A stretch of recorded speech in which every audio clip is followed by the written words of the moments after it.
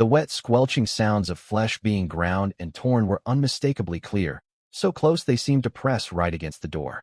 And Mumu's unfinished burp died abruptly in her throat.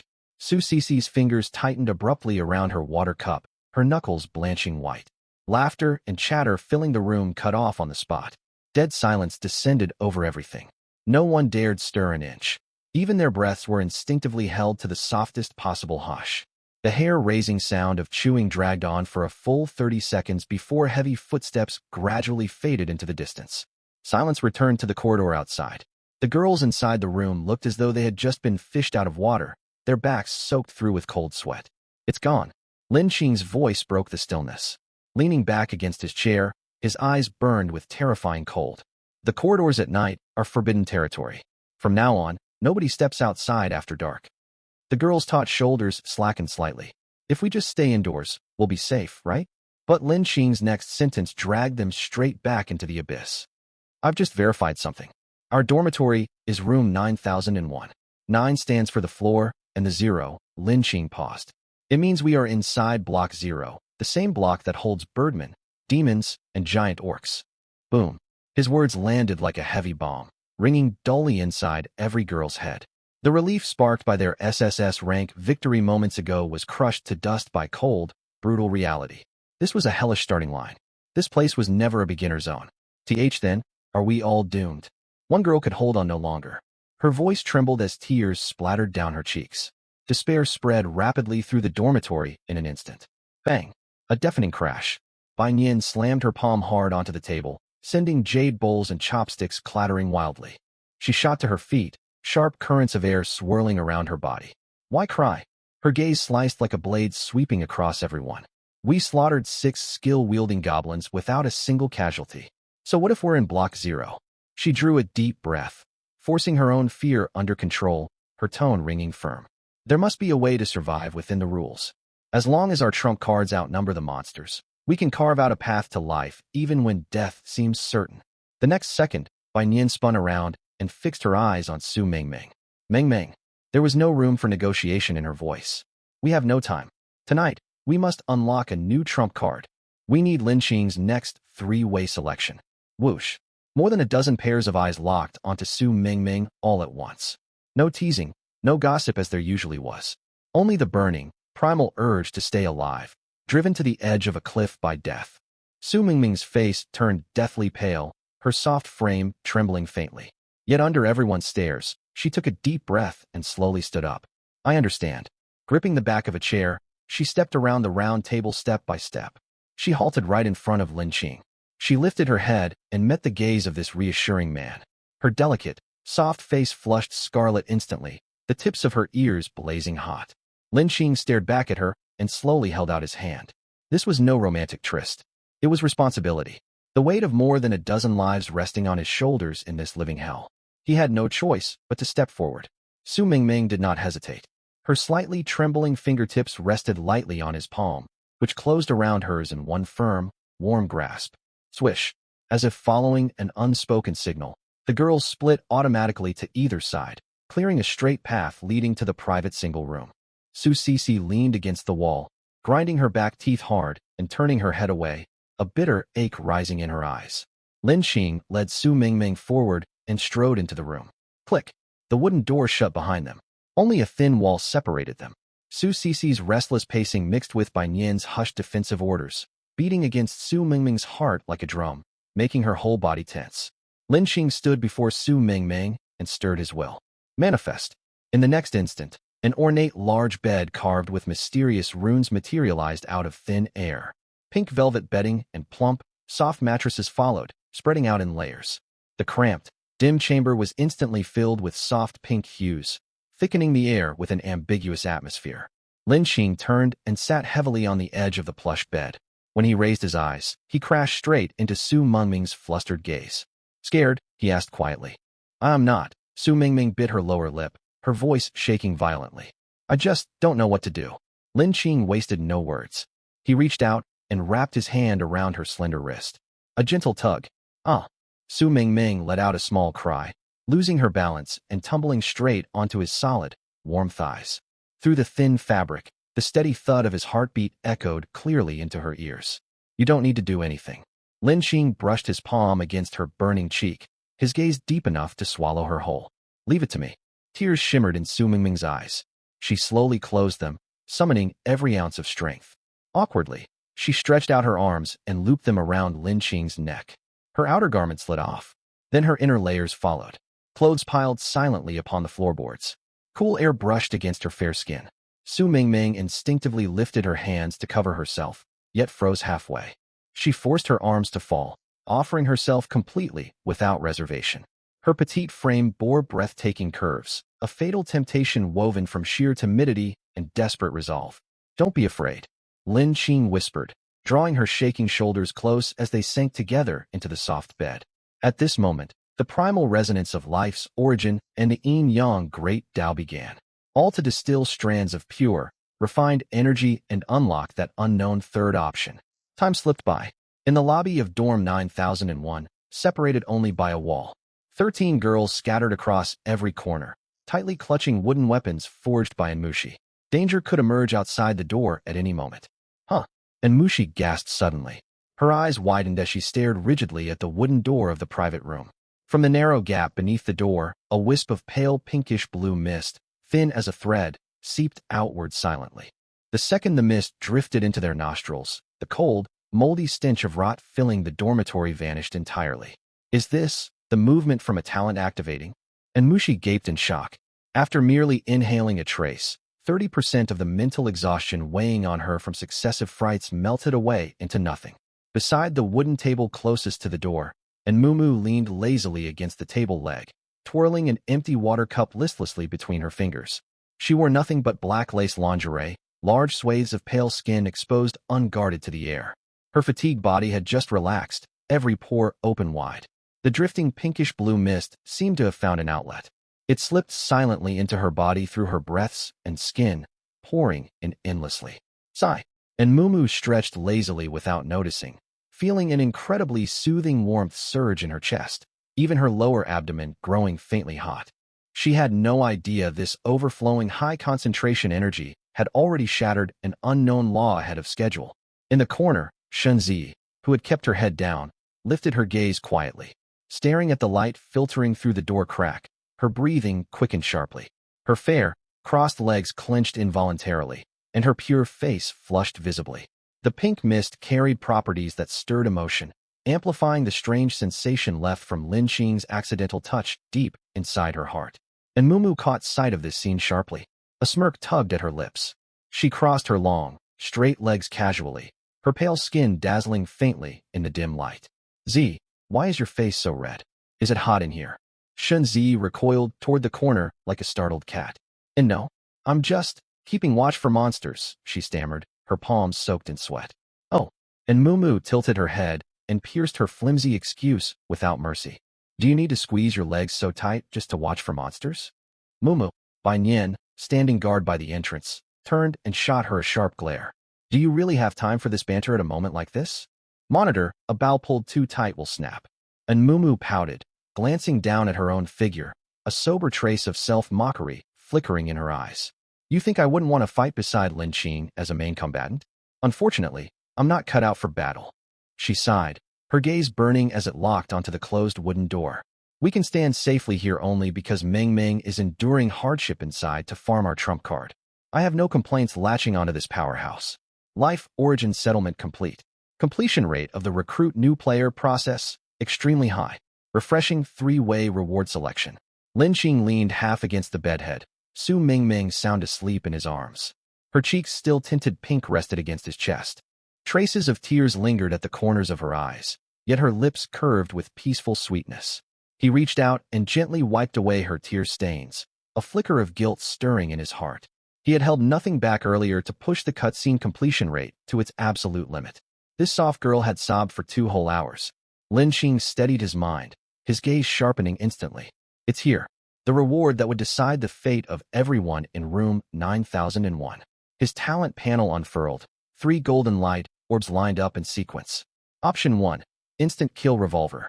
Concept tier causality artifact.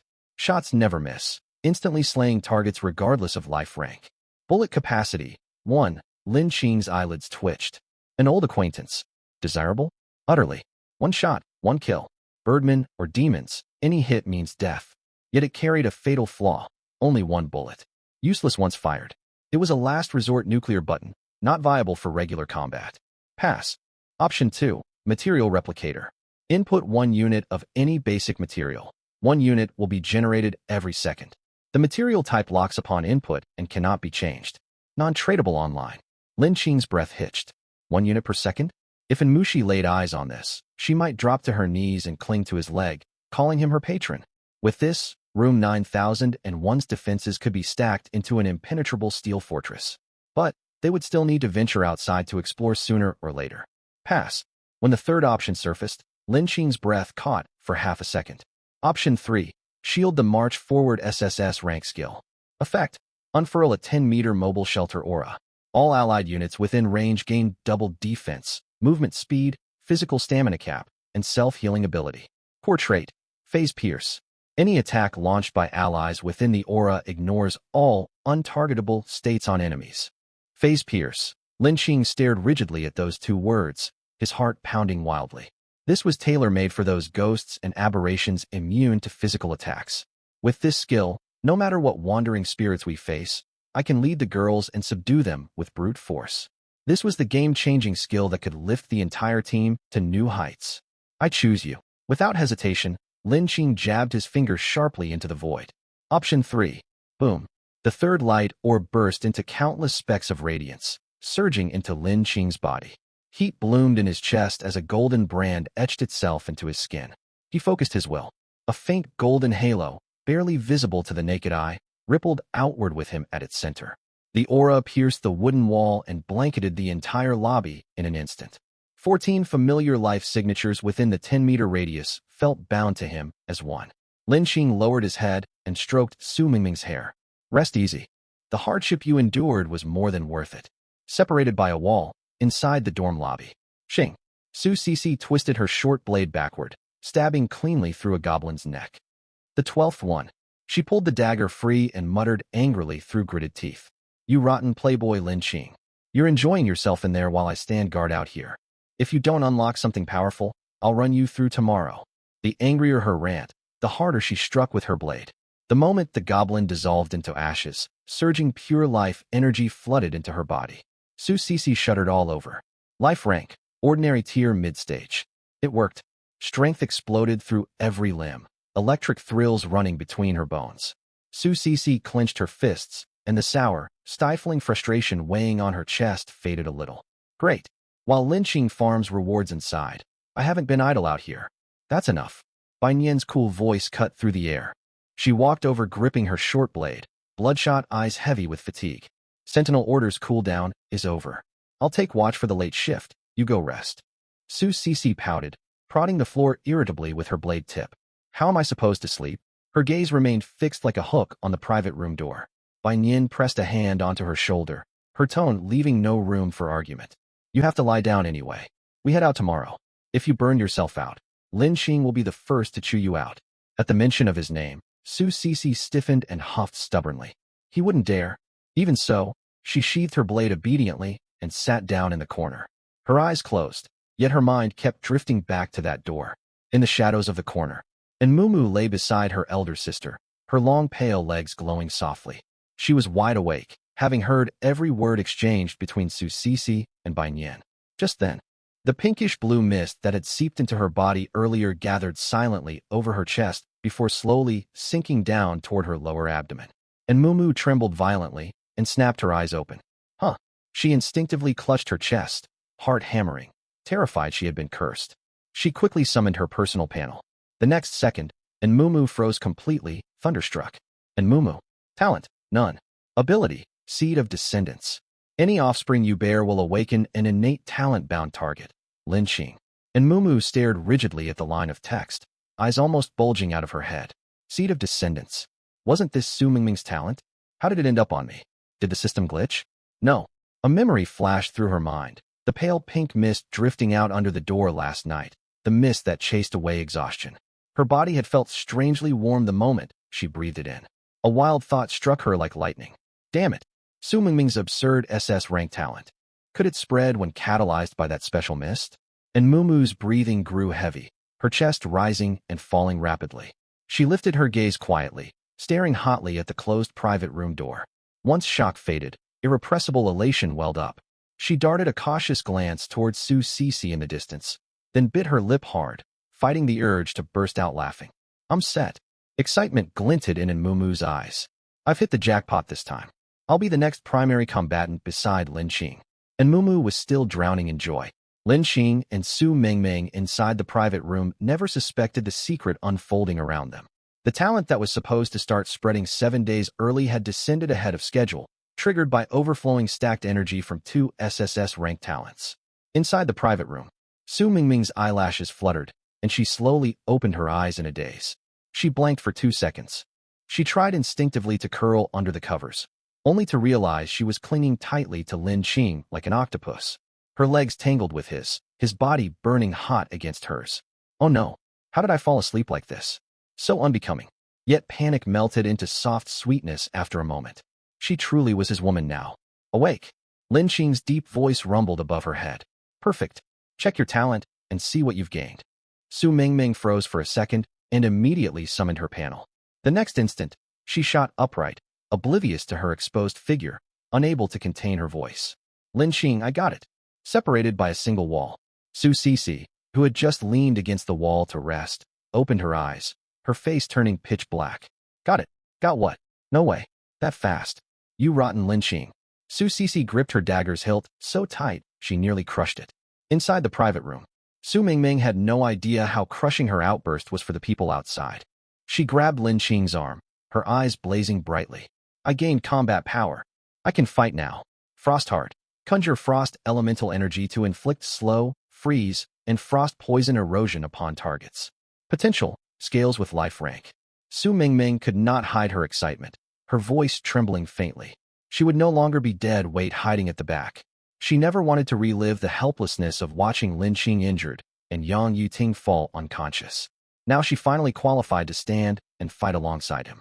Lin Qing watched her, on the verge of tears yet brimming with joy, and felt a weight lift off his chest. It's incredibly powerful. Long-range sustained crowd control. Perfect synergy with Bai Yin and Cece's close-quarters combat. Su Mingming nodded vigorously. Then I'm coming out with you tomorrow. No. Lin Qing refused without the slightest hesitation. Su Mingming froze. Why? Lin Qing looked at her crimson cheeks, his tone helpless. You've only just recovered. Can you handle it? Realization dawned on Su Mingming, and her face burned so hot it felt like blood might drip from it. This time, however, she did not shrink away. Instead, she murmured a retort. Don't underestimate my talent. And I think I can keep going. Her voice dwindled to a whisper. Finally, she burrowed deep under the quilt, leaving only a pair of glistening eyes exposed. Lin Qing almost laughed out of exasperation. Good grief. She looked so shy ordinarily, yet when push came to shove, she was unbelievably bold. He tapped her head through the covers. We'll see how things are tomorrow. If you want to join the fight, you first have to get past Bai Yin. Don't overexert yourself. MHM. Su Mingming nodded vigorously. Silence settled over the room. Lin Qing gazed down at her and suddenly spoke. Mingming. How come this girl's got so much courage? You're giving yourself to me just like that. He pinched her cheek half-jokingly. Aren't you afraid you've put your trust in the wrong person? Su Mingming lifted her head, her gaze steady without the slightest evasion. I'm not afraid. Lin Qing raised an eyebrow. You trust me that much? Yes. There was no hesitation in Su Mingming's voice. It isn't only me. The 14 girls from our class staying here, has a single one of them ever guarded themselves against you? Lin Qing was stunned. Apart from Lin Yaowei, all of them hold affection for you. Lin Qing. He was genuinely dumbfounded. Am I that popular? How come I never noticed? Are you certain? Lin Qing frowned. Su Cece feels uneasy if she doesn't snap at me every day, and Mumu keeps cracking body jokes at my expense. Shenzi doesn't even dare meet my eyes. Su Mingming burst out laughing. Have you ever wondered why they dare act that way around you? She looked at him earnestly. Back when we had to change and bathe together, they said they had no other choice. But if they truly detested you deep down, a girl's sense of propriety wouldn't vanish so easily, even in this survival world. Lin Qing fell silent. He could find no counterargument to her words. These girls spoke sharply, yet from start to finish, they trusted him to an absurd degree. All except Lin Yaowei. No one questioned his distribution of supplies. They followed him without hesitation whenever they ventured out.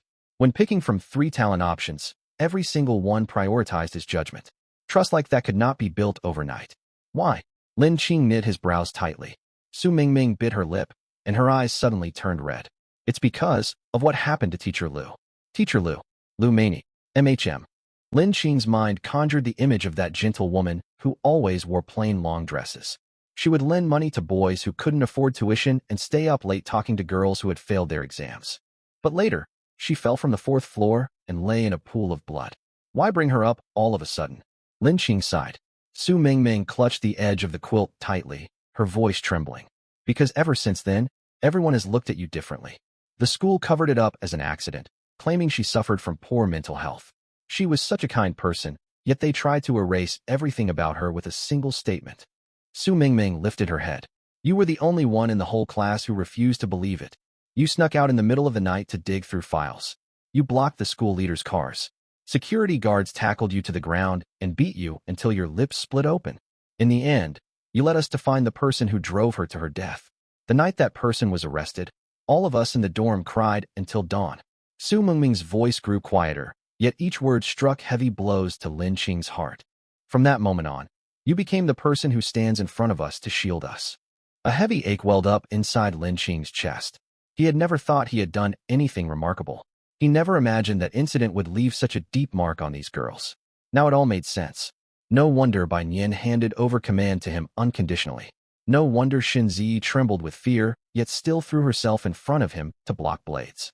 No wonder Su Mingming had looked at him with red eyes tonight and offered herself to him.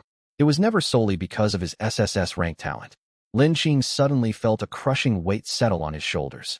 Before now, when he said he would lead them to survive, there had always been a reluctant part of him, as if he were merely stuck playing caretaker.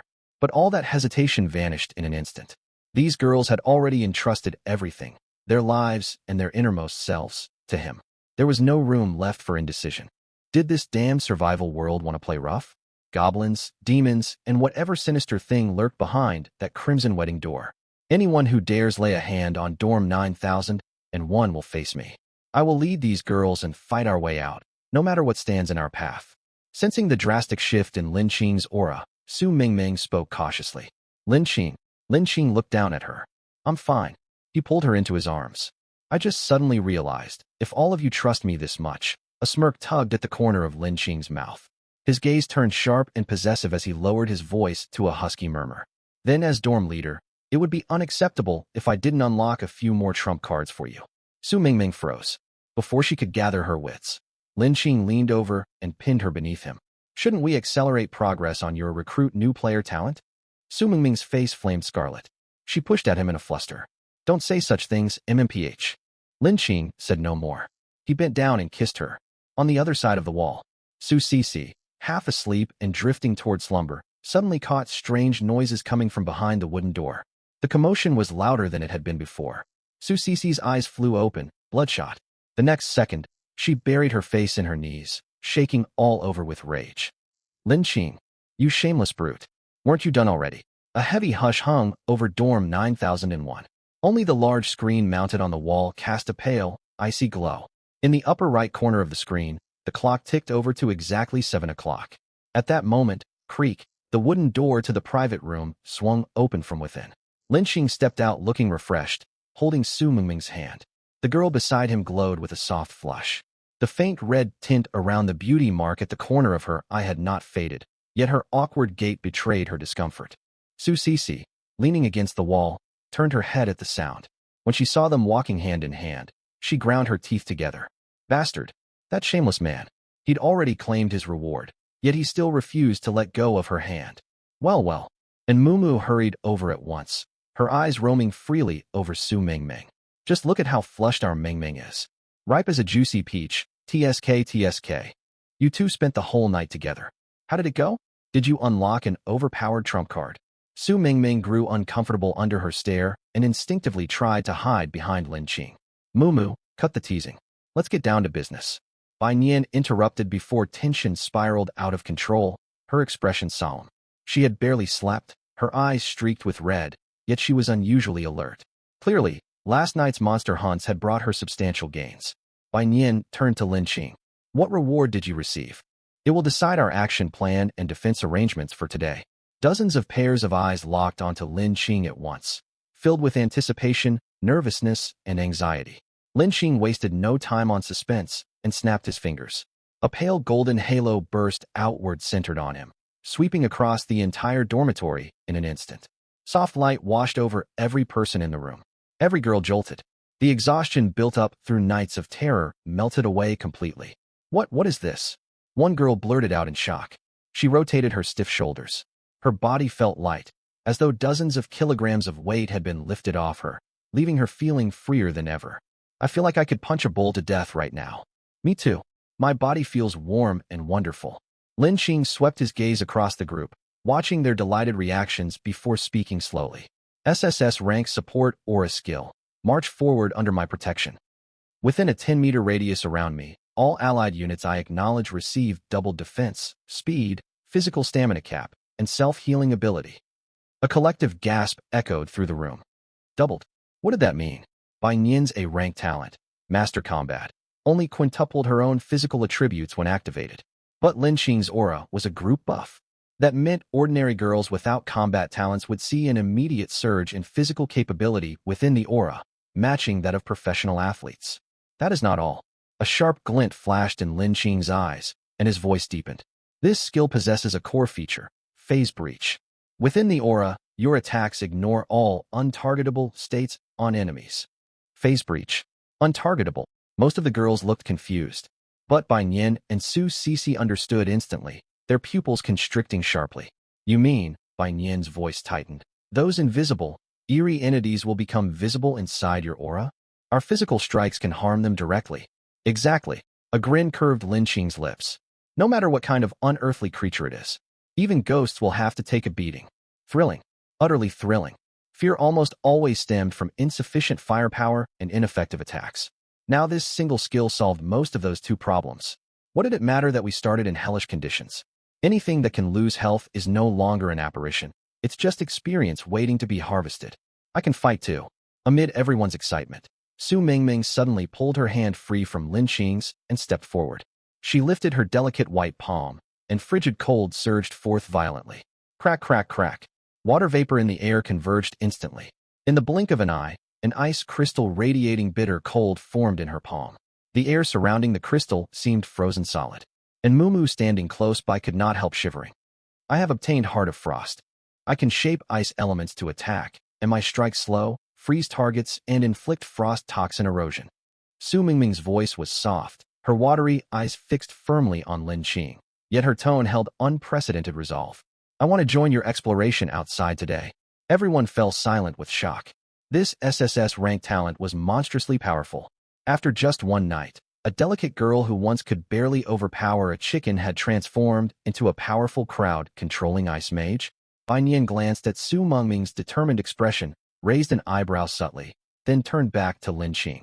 Lin Qing, who will go out on the expedition? Lin Qing opened his status panel.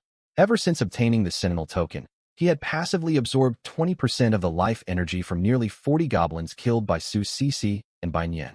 His life level had advanced to mid-tier ordinary. Monitor, both you and Cixi are mid-tier ordinary. You stay behind today. Yang Yiting and Enmushi will assist you. I'm not going out. Bai Nian frowned. Our base needs top-tier combat strength to hold the line. Lin Qing met her gaze earnestly. Monsters can break through the doors at random times. We also have to watch out for hostile people from other dorms. Your rank combat talent makes you the best candidate to guard home. Bai Nian thought for 2 seconds and accepted his arrangement. Lin Qing turned towards Su Cixi and Su Mingming.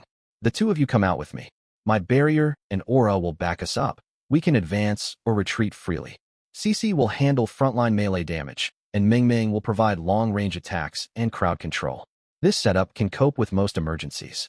Lin Qing's plan balanced the combat power and safety margin of the expedition team while securing dorm defense. Bai Nian and Su Cixi both nodded in agreement. Wait, count me in too. A clattering crash of wood echoed as Mumu scrambled out from some corner. She was clad head to toe in wooden armor, with a wooden toolbox strapped to her back. Her look resembled a Spartan warrior off to beg for alms.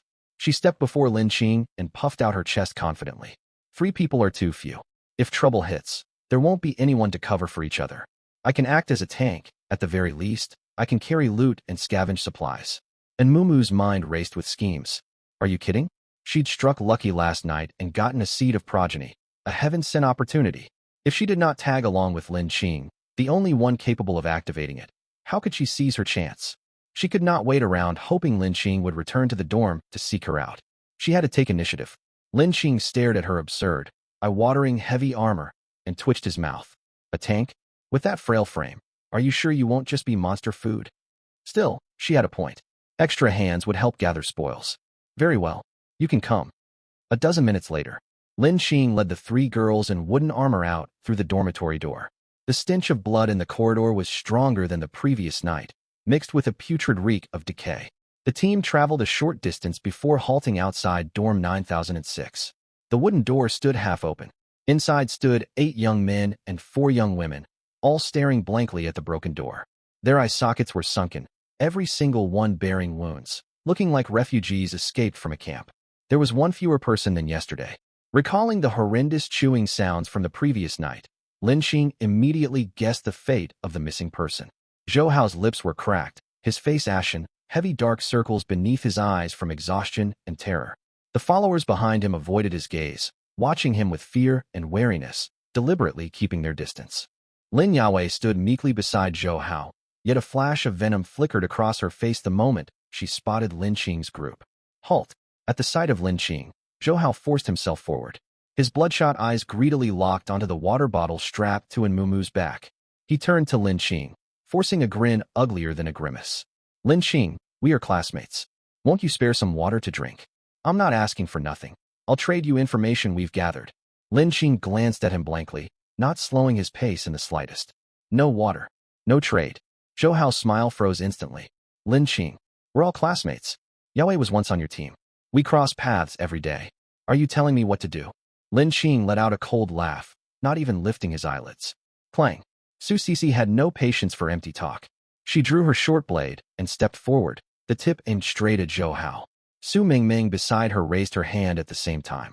A wisp of biting cold wrapped around Zhou Hao like an invisible chain, locking him in place. Zhou Hao's heart lurched violently, his breath caught in his throat. A deadly sense of peril made every hair on his body stand on end. How was this possible? Only one night had passed, yet these 2 women emanated an aura more terrifying than the goblins from yesterday, especially that small, seemingly soft girl. The instant she fixed her gaze on him, Zhou Hao felt as though his blood were beginning to freeze. He stumbled backward half a step, cold sweat soaking through his clothes. Right then, an unbearable itching sensation shot up from Zhou Hao's groin. It felt as though countless barbed insects burrowed and gnawed beneath his skin. Ugh! Zhou Hao's features twisted horribly. His hand moved involuntarily toward his crotch, scratching wildly through his trousers. Lin Qing frowned at the unpleasant sight. A good dog knows to get out of the way. Move. He wasted no more time and led the 3 of them straight past Dorm 9006. Watching Lin Qing's group walk away, Zhou Hao trembled with rage. Yet the itch grew more agonizing, making him wish he could cut the afflicted flesh off. How goo. Lin Yawei crept closer, stealing a downward glance, malice glinting in her eyes. She lowered her voice to a hiss, like a striking viper. All of Dorm 9001's strongest fighters have left. Only useless women remain inside. They must still have plenty of water. Zhou Hao whipped his head around, bloodshot eyes boring into Lin Yawei. His gaze burned with madness, pushed to the brink by the struggle for survival and that torturous itch. Go! Scratching frantically, Zhou Hao roared at his followers, behaving like a rabid beast. Knock on every door. Start from 9004 all the way to 9010. Tell them Dorm 9001 has water. Their strongest fighters are all out. Right now, they're nothing but lambs waiting to be slaughtered. Outside Dorm 9001, the short-haired girl keeping watch spun around, eyes blazing. Monitor, that bastard from 9006 is shouting in the corridor, trying to rile other dorms up to steal our water. Bai Nian snatched up the short blade on the table, her gaze icy. Suicidal. She turned toward the corner. Mushi, grab your weapon. Everyone, follow me. They want to steal our water? We strike first. Do they think Dorm 9001 can be bullied easily? And Mushi hefted a thick wooden spear tipped with iron and strode forward, filled with killing intent. Behind her, more than a dozen girls raised sharpened wooden staves in unison, filing out after Bai Nian as a unified wave of menace. Meanwhile, outside Dorm 9006, 8 young men, and 3 young women stood rooted to the spot. All eyes turned to Zhou Hao, looking at him as if he were a madman. Itchy shit, it burns so bad. Zhou Hao pulled his hand away only to fly back in a frenzy. His nails scraped wildly through his trousers, and streaks of blood seeped through the fabric. Damn it, can't even fix a door properly. Something filthy snuck in last night and bit me. His eyes bulged. He raised a leg to kick someone, only for his knees to buckle. He crashed heavily to the ground. None of his lackeys said a word. None dared move. He could barely stand, and he still wanted to fight over water? Lin Yao shrank back in disgust at the sight of Zhou Hao's pitiful state. She'd had a dry, tickling throat ever since drinking contaminated water yesterday, and Zhou Hao had seized her by the hair then. She hated him with every fiber of her being. It just so happened that a boy had been dragged away by a monster during the night. As the monster fed outside the door, saliva mixed with blood seeped through the door crack. An idea struck her. While no one was watching, she scraped up some of the tainted blood this morning. But the after effects were far more horrifying than she'd imagined. A chill ran down Lin Yao's spine, and regret gnawed at her. If Zhou Hao died, where would she find another useful protector in this godforsaken place? Seeing no one make a move, Zhou Hao screamed hysterically. Go? Are you all terrified just because of some lousy SSS-ranked target? Only 4 of them went out. Lin Qing is as good as dead. The shriek cut through the gray mist and echoed down the corridor. It passed dormitory 9013 and slammed straight into the eerie crimson double door. The moment the words Lin Qing is doomed hung in the air, silk ribbons inside the door whipped violently, stirred by no wind. A terrifying, frigid killing intent erupted forth. On the redwood bed, the curvaceous woman whose face was veiled in haze snapped her eyes open. Her gaze pierced through stone and brick, locking onto the source of the shout. Yet the next second, she seemed to sense something. The overwhelming murderous aura receded in an instant. A soft smile bloomed on her gloomy, lifeless face. 10 meters away, shrouded in pale mist, Lin Qing stood motionless. Zhou Hao's raving shouts reverberated down the corridor. Su Cixi tightened her grip on her blade. She glanced sideways at Lin Qing, who was casually twirling the crossbow in his hands. You planned all this in advance. Su Cixi lowered her voice. You provoked him on purpose, waiting for him to send men to seize the water? Lin Qing brushed dust off his palms. What else? Killing someone for no reason right after transmigrating would make us look unreasonable. He's rushing to his own grave now. This counts as legitimate self-defense. That's entrapment. You need an excuse to clear out trash. Come on. Time to close the net. Lin Qing stepped forward. Su Cixi and Mumu and Su Mengmeng followed immediately, forming a triangular formation to shield him in the center. The moment the 4 emerged from the mist, everyone outside room 9006 froze in shock. I thought they left already. Damn, these people were lying in wait. Clatter. The wooden stick slipped from the crew-cut young man's hand and clanged onto the floor. Before they could recover from their shock, the gray mist at the far end of the corridor churned violently. Dense footsteps pounded like death knells. Bai Nian and Enmushi led more than a dozen girls, armed with sharpened wooden spears and iron rods. They blocked off the escape route, radiating murderous intent. Trapped from front and back, there was nowhere to run. Thud! The crew-cut young man's knees gave way, and he dropped to the ground first. He clasped his head with both hands, moving in terrified unison. The remaining 3 burly men exchanged glances. A vicious glint flashed in their eyes, and they lunged forward suddenly. Instead of charging Lin Qing, they pinned the wildly scratching Zhou Hao firmly to the ground. What are you doing? Have you lost your minds? Zhou Hao's face was ground into the blood-stained floor as he struggled frantically. The crew-cut man drove his knee hard into Zhou Hao's back. A sharp crack of bone echoed. Brother Hao, you picked the wrong people to mess with. The rest of us want to live. Lin Qing strolled forward, staring down at Zhou Hao from above. Lin Qing, spare me. He never finished his sentence. Su Cixi twisted her wrist. Her dagger turned into a cold silver flash, slicing cleanly across Zhou Hao's neck. Squelch. Scalding blood splattered across the wall. Zhou Hao's eyes bulged. His body convulsed violently twice, then went still forever. Nearby, Lin Yao watched Zhou Hao bleed out. Terror overwhelmed her, and she scrambled backward screaming, losing all control of her bodily functions. Don't kill me. I'm sorry. I truly. Regret twisted her insides completely. Late last night, she'd already gotten in touch with Senior Zhang on the first floor of Block 0. She'd been so close. Senior Zhang promised he would come get her. Why couldn't she hold back from provoking these maniacs? Bai Nian gave her no time to wallow in fantasies. She stepped forward, her gaze cold as ice. She drove her dagger straight toward Lin Yao's throat. Squelch. The blade pierced her windpipe and jammed deep into the wooden floor. Lin Yao's eyes widened. Her hands clawed uselessly at her neck. Foamy blood gushed from her mouth, and she breathed her last, consumed by endless resentment. An eerie silence settled over the corridor. The drip of blood onto the floor echoed sharply. Behind closed wooden doors of rooms 9003, 9004, 9005, countless eyes peeked through cracks, fixed on the brutal scene. No one dared breathe. It had all happened too fast, too ruthlessly. No trial, no pointless words. Instant execution.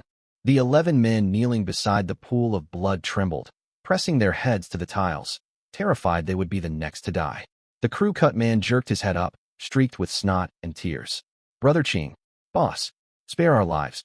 We're not on Zhou Hao's side. Now that he's dead, we'll follow you. The 11 men trembled and kowtowed desperately to show their loyalty. Lin Qing twirled his crossbow, his voice devoid of warmth. Follow me. I have no use for dead weight. Prove your worth. The crew-cut man spoke hastily. Brother Qing, my name is Wang Chong. I have the C-rank talent hardened skin. I can take hits. I'll be your tank. A scrawny young man with glasses shouted next. I'm Li Ming. C-rank material refinement. I can turn waste into usable goods. I'm invaluable for the dorm. The others rushed to yell out what they could do, fearing a blade would find them if they hesitated. Enough. Lin Qing raised a hand to cut them off. Wang Chong, Li Ming, step forward. The two scrambled to their feet, not daring to make a sound. Lin Qing pointed at Wang Chong, then gestured at 3 of the sturdiest men. The 4 of you, come with me. Scouting duty. Their faces drained of color, yet not a single no passed their lips. Li Ming and the remaining 6 are yours, squad leader. Lin Qing glanced at Bai Nian casually. Deal with anyone who refuses to obey. Bai Nian flicked blood off her blade, her tone cool. Understood. Lin Qing turned and marched deep into the gray mist, accompanied by the 3 girls and his 4 newly conscripted cannon fodder. The group passed dormitory 9013. The eerie crimson double door suddenly came into view. 2 white lanterns glowing green swayed beneath the eaves, untouched by wind. The double happiness character painted on the door, as if written in fresh blood, stung the eyes. At the sight of the door, Wang Chong and the other men's teeth chattered. Their legs felt weighted by lead, refusing to move. The frigid aura of death threatened to freeze their sanity. Lin Qing frowned and snapped his fingers. A pale golden aura exploded outward. The buffs safeguard the march activated. A warm current swept away the icy dread, suppressing the cannon fodder's terror. Keep up. Hurry. Lin Qing lowered his voice and strode onward. Su Sisi held her dagger across her chest. Cold energy swirled in Su Mengming's palms, and Mumu held up a shield. The whole party quickly crossed past the door. Shortly after they vanished, silk ribbons swirled wildly inside the crimson door. On the redwood bed, the curvaceous woman slowly closed her eyes, and the haze veiling her features thinned slightly.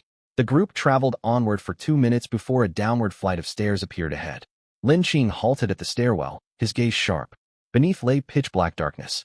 A thick stench of blood mixed with rot flooded their nostrils, churning their stomachs. Wang Chong swallowed hard. Brother Qing, do we really have to go down? Lin Qing looked at him. What other choice is there?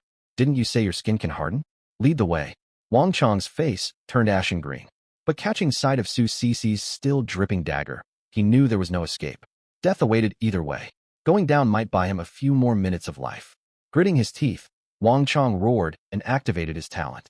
A layer of grayish-white keratin spread across his entire body, making him bulk up visibly. He gripped his wooden stick tightly, trembling as he stretched one leg forward, stepping into the unknown black abyss. Lin Qing gestured, then followed with the 3 girls. The group descended from the 9th floor all the way to the 1st without encountering any threats. The pitch-black corridor reeked of blood and rot, yet not a single living creature could be seen. Open the door. Lin Qing stood before the entrance. Wang Chong swallowed nervously, then hurried forward with the 3 other men. Together, they pushed open the massive 3-meter wooden gate. Pale daylight flooded inside. Lin Qing squinted. Su Sisi, Su Mengming, and Mumu stepped over the threshold one after another. Outside stretched a suffocating alien world. A white sun hung stationary in the sky. Block 0 where they stood was a rough wooden tower 100 meters tall. Hundreds of identical giant wooden towers rose all around. The land was brutally split in 2. To the right stretched a lifeless black ocean. Viscous seawater crashed against scarlet gravel, emanating a frigid death aura. To the left, an endless dark purple primeval forest stretched on, filled with rumbling beast roars. That black sea on the right, it feels deeply sinister. And Mumu tightened her wooden armor, covered in goosebumps. The four cannon fodder were so scared their legs shook, lingering by the doorway, afraid to step out. Lin Xing only glanced briefly toward the black sea before shifting his gaze leftward. We head for the forest. Monsters mean meat, trees mean timber. He began walking, tossing a cold remark as he passed Wang Chong. The four of you, march out front. Wang Chong and the others had no choice but to trudge into the dark purple woodland. The moment they entered, the damp stench of rotting leaves washed over them. Activate. Lin Xing focused his mind. Safeguard. The march activated. An invisible pale golden aura expanded, enveloping the three girls within a 10-meter radius. And Mumu nearly gasped in relief. The exhaustion from carrying her heavy toolbox vanished instantly. Her stamina and speed doubled. This feeling is incredible. The four men walking ahead felt nothing, trudging clumsily through mud. Whoosh! The treetops rustled violently overhead. Three mutated venomous spiders, as big as hunting hounds, lunged at Su Mengmeng on the flank, brandishing barbed limbs. Wang Chong and the others screamed and covered their heads in terror. Su Sisi twisted her wrist, ready to draw her blade. But Su Mengmeng stretched her pale hands upward first. Crack! Frost heart erupted. Moisture in the air instantly froze. 3 blasts of extreme cold slammed straight into the spiders' faces. The mid-air spiders were encased in thick ice, turning into 3 ice sculptures. Thud! Thud! Thud! They crashed onto dead leaves, their 8 legs shattering apart. Su Sisi pushed off the ground. Boosted by the aura, she moved faster than a blur. Squelch! Squelch! Squelch! Blade flashes sliced through the air. 3 spider heads rolled free, green bodily fluid splattering everywhere. Nicely done. Lin Xing praised them. Streams of life energy flowed, 20% surging straight into his body. Wang Chong and the other men stared in shock. That girl who looked soft and gentle could kill monsters with a single gesture. What are you standing around for? Cut out any usable materials and keep moving. Lin Xing kicked Wang Chong. After advancing 500 meters, flames flickered from behind the bushes, accompanied by shrill, unintelligible chatter. Lin Xing signaled, and everyone took cover. In the clearing, 7 or 8 crude wooden shelters circled the bonfire. A whole-skinned beast roasted over the flames, grease dripping steadily. Stacks of fine timber lay beside the fire. 12 scrawny goblins huddled around the blaze, drooling uncontrollably. 2 towering goblin chieftains sat side by side, waving spiked maces and shouting orders at their underlings. Meet! And Mumu's eyes lit up. Listen closely. Lin Xing spoke rapidly. Meng, freeze the area around the fire. Sisi, finish off whoever gets trapped. I'll handle the 2 chieftains. What about me? And Mumu raised her sharpened wooden spear. Watch for any that escape. Lin Xing turned to the 4 trembling young men. You 4, go out as bait. Draw the 2 chieftains over here. Brother Qing, we'll get killed. Wang Chong was nearly crying. Refuse, and you die right now. Lin Xing raised his crossbow. Left with no option, they scrambled out of the bushes and yelled at the top of their lungs. Hey, over here. The goblin camp erupted in chaos. The 2 chieftains roared and charged forward, gripping their spiked maces. At that exact moment, Su Mengmeng clapped her hands together. Frigid winds howled. The bonfire snuffed out immediately. 6 ordinary goblins didn't even have time to scream before freezing solid into ice statues. Attack! Su Sisi darted into the enemy formation like a phantom. Her blade carved a whirlwind of death. Continuous cracking sounds filled the air. 6 kills secured.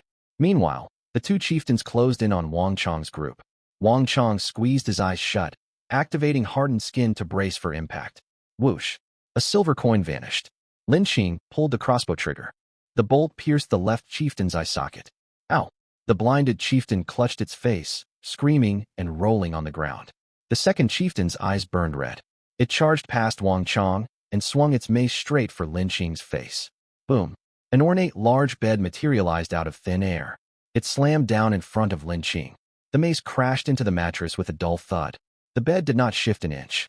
Lin Xing stepped out from beside the bed. His right leg coiled, and he unleashed a fierce roundhouse kick. Crack! Bone splintered. The goblin howled and dropped to its knees. Lin Xing snatched its spiked mace and swung it backward. Squelch! Its skull caved in, green blood splattering all over the ground. Elsewhere, The blinded goblin struggled to its feet, only for Su Mingming to impale its throat with an ice spear. The remaining goblins panicked and turned to run. "Take this." And Mumu charged forward excitedly, stabbing one to the ground. The battle ended in less than 3 minutes. Wang Chong and the other 3 men collapsed onto the ground, staring at the bodies scattered everywhere, then at the 3 girls who barely looked winded. Their view of the world crumbled completely. These were no delicate young women. They were killing machines. "Clear the battlefield." Wang Chong, carry the meat and timber. Lin Qing stowed his bed shield. 50 gene of meat, plus dozens of bundles of wood. The 4 men became mindless porters. Just as the group prepared to leave, boom, boom, boom, the ground began to shake. Thick tree trunks snapped clean in two. A revoltingly rank gust of wind rushed toward them. "Fall back." Lin Qing's gaze sharpened. A raging orc over 3 meters tall burst through the foliage, covered in grayish-blue fur. It dragged a thick iron pole in one hand, its blood-red eyes locked firmly on Lin Qing's party. Roar! The shockwave sent dead leaves flying. Wang Chong and the others crashed onto their backs, stunned. "Ming, restrain it." Lin Qing shouted.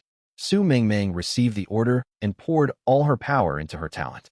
A massive ice pillar hurtled toward the orc's chest. Crack, crack, crack. Cold energy exploded, encasing the orc inside a huge block of ice. But only 1 second passed, bang. The orc's muscles bulged violently, and the ice shattered into countless fragments. Ignoring the frost, it charged forward. The iron pole cut through the air with a shrill whistle, sweeping straight for Lin Qing's head. "Lin Qing, watch out." The iron pole descended carrying a putrid gale. The large bed materialized instantly to block the blow. Boom. The bed remained intact, yet it lacked sufficient mass, and the power gap was far too great. An inhuman force surged through Lin Qing, making the bones in his arms creak. He and the bed slid across the mud, carving 2 grooves into the earth. Shaking his numb wrists, Lin Qing's expression darkened. This raging orc was at minimum fine grade, possibly an elite grade monster. Missing its strike, the orc flared its nostrils. Its greedy gaze fixed on the roasted meat slung over Wang Chong's back. "Wang Chong, toss the meat over." "Draw its aggro," Lin Qing shouted. Wang Chong instinctively threw the meat forward, yet his feet stayed rooted. Charge the orc? That was certain death. The orc stretched out a giant hand to grab it midair. Lin Qing frowned. He focused his mind, spreading the pale golden aura to cover Wang Chong behind him. At the same time, he swiveled his crossbow toward the young man. Wang Chong's body jolted. The gray keratin covering his skin thickened further. His defense, speed, and physical strength surged dramatically. He was about to feel elated when he spotted the crossbow aimed straight at him, paired with a pair of eyes cold as sharp blades. A jolt of dread shot through Wang Chong's heart. If he dared step back now, Lin Qing would kill him first. The overwhelming surge of strength, paired with terror toward Lin Qing, burned away all his rational thought. His eyes bloodshot, he charged the orc's waist like a crazed bull. "I'm invincible right now." Furious at having its meal interrupted, a murderous light flashed in the orc's eyes. A thick layer of murky yellow rock armor spread across its enormous frame. He swung a club round hand. Bang! Crack! The keratin layer bolstered by the aura shattered on the spot, like brittle glass. Wang Chong did not even get a chance to scream. He went flying backward, crashed into a withered tree, and snapped it clean in two at the trunk, then spat out a mouthful of blood. "Invincible, my ass." His eyes rolled back, and he passed out cold. "Strike." Lin Qing did not spare him a single glance, and issued the order resolutely. Su Mingming stretched both hands forward. Frigid gales howled forth, instantly freezing the orc's legs solid to the ground. Su Cici closed in like a phantom. Her short blade became a streak of cold lightning, slashing straight for the knee joints. And Mumu sprinted forward, driving her sharp wooden stake hard into the orc's lower back. 2 sharp clangs rang out. Not even a white mark was left on the orc's rock armor. Their attacks could not pierce its defenses at all. Roar! The orc flew into a towering rage. Bursting with brute strength, it shattered the ice, binding its legs. It lifted a basin-sized paw and stomped straight down towards Su Mingming's head. Dodge! Su Mingming had just unleashed her frost attack and was drained of most of her stamina. Her legs trembled, leaving her nowhere to run. At the critical moment, Lin Qing abruptly dismissed the barrier before him. Whoosh! The luxurious king-sized bed vanished out of thin air, only to reappear half a meter in front of Su Mingming the next instant. The upright mattress wedged itself firmly beneath the orc's descending giant paw. Its indestructible property withstood that earth-shattering fatal blow. The muddy ground was already slippery. When the orc's paw landed on the highly elastic mattress, it lost its balance completely. Its other leg, bearing its weight, slid violently outward. Rip! The 3-meter-tall behemoth ended up in an agonizing full split. Its massive body crashed sideways with a thunderous rumble. Perfect opening. Su Cece rolled across the ground, drove her short blade into a crack in the rock armor, and slashed hard. Squelch! The tendon in its ankle was severed on the spot. The orc let out a shrill howl of agony. As it hit the ground, its huge body thrashed madly. The iron pillar gripped in its hand swept outward with terrifying wind pressure, aiming straight for the two women's waists. The bed shield arrived first. Yet the danger was far from over. To stop the iron rod from smashing the bed and crushing Su Mingming underneath, Lin Qing sprinted forward, grabbed Su Mingming by the collar, and hauled her backward with all his strength. Scrape! The rough edge of the iron bar raked viciously across Lin Qing's flank. His ordinary wooden armor splintered into sawdust as if it were made of paper. Skin and flesh tore open, revealing a horrendous long gash. Seared by piercing pain, Lin Qing gritted his teeth and did not utter a sound. Damn it! What rotten luck! Did my waist have some kind of vendetta against this survival world? Lin Qing. Seeing the pool of blood, Su Cece's eyes turned red instantly. Forget me. Freeze its head. Lin Qing roared sharply. Tears welling in her eyes, Su Mingming forced them back. She bit her lip, draining every last ounce of strength from her body, and pressed both palms hard against the orc's face. Crackle! Freezing cold forced its way into every facial orifice. The orc's enormous head, along with its thick neck, froze into a huge block of blue ice in an instant. The enraged orc thrashed wildly, and dense cracks spread rapidly across the ice shell. Ignoring his bleeding wound, Lin Qing raised his crossbow. The arrowhead locked firmly onto the fractured ice. He squeezed the trigger. 20 arrows loosed in quick succession, all within 3 seconds. The first 10 flew one after another, piercing the weakest section of rock armor on its left chest and shredding its heart. Adjusting the angle, the next 10 arrows flew upward. Just as the orc broke free of the ice and opened its maw to howl, all of them buried themselves inside its gaping jaws. Thud, thud, thud. The roar cut off abruptly. Heavy gasps died away. After twitching for more than 10 seconds, the hill-like body fell completely still. Only a thick, cloying stench of blood lingered in the woods. Lin Qing wiped cold sweat from his forehead and gasped heavily. The next moment, the massive life energy released upon the orc's death split into 5 streams and flowed into each of them. Lin Qing received the thickest current. On top of that, 2/10 of the energy diverted from the 3 women surged into his body. It felt as though a blazing fire had ignited inside him. A pale white light bloomed over Lin Qing. The bone-deep gash on his waist stopped bleeding and scabbed over visibly. His life tier rose straight away, advancing to high ordinary tier. The others were also flooded with this massive influx of experience. Su Cece steadily reached high ordinary tier. Su Mingming and Mumu both advanced to mid-ordinary tier. Even Wang Chong, lying in the mud spitting blood on the verge of death, benefited from the aura. He scraped his way into ordinary tier and clung tenuously to life. This experience split system is insane, Lin Qing thought with quiet delight. From now on, even if he did nothing, as long as he kept the aura active and let his team fight, he could gain experience passively. At this leveling speed, he would outpace everyone else in the region by a mile. A faint shimmer washed over the scene. Unlike goblins that turned to ash after death, the giant orc's corpse began to decompose on its own. Thick, sturdy leg bones, heavy cold-resistant beast hides, and shattered rock armor scattered across the ground. Most striking of all was a wooden treasure chest glowing with faint cyan light sitting in the middle. Lin Qing strode forward and stuffed the hides, bones, and the chest all into his personal backpack. The backpack only held 5 slots, a privilege exclusive to dorm leaders. More slots required gold coins to unlock. The rules of this brutal world were simple, slacking off meant death. He had just finished storing the loot when the pale golden aura still flickered. Lin Qing suddenly stood straight, his gaze sharp as a blade. He spun his head and fixed his eyes on the thick underbrush 10 paces to his right. Su Cece reacted in an instant. She flicked her wrist, sending droplets of blood flying from her blade. Stepping sideways to stand before Lin Qing, her previously calmed, killing intent flared once more. "Come out, onlookers," Lin Qing said flatly, without the slightest emotion in his tone. Silence hung over the bushes for 2 seconds. Lin Qing's eyes turned cold. He raised his crossbow without hesitation and took aim. Hold your fire. We're allies. Rustling came as branches shifted. 8 people emerged from the tall grass. 3 women and 5 men, clad in rags, clutching weapons tightly. They eyed Lin Qing's group warily. But when their gaze fell on Lin Qing's torn, blood-soaked clothes and the half-dead Wang Chong on the ground, wariness in their eyes was instantly swallowed up by greed and fanaticism. They had exhausted all their skills, and their leader was badly wounded. Were these not fat sheep delivered straight from heaven? The woman with triangular eyes at the front straightened up immediately, forcing a fake friendly expression as if they were old classmates. Her eyes locked on the spot where Lin Qing had stowed the treasure chest, and she let out a cold laugh. Hand over that chest and get lost. Otherwise, none of you cripples will leave alive today. When she finished speaking, silence fell, broken only by the wind whistling through trees. Wang Chong, clutching his broken bones in the distance and wincing in agony, stared in shock after hearing her words. Even he, merely cannon fodder, knew there was no morality in this survival world. Had this woman lost her mind? She dared to attempt a robbery against a group of deadly fighters? The 5 men beside her grew even more arrogant.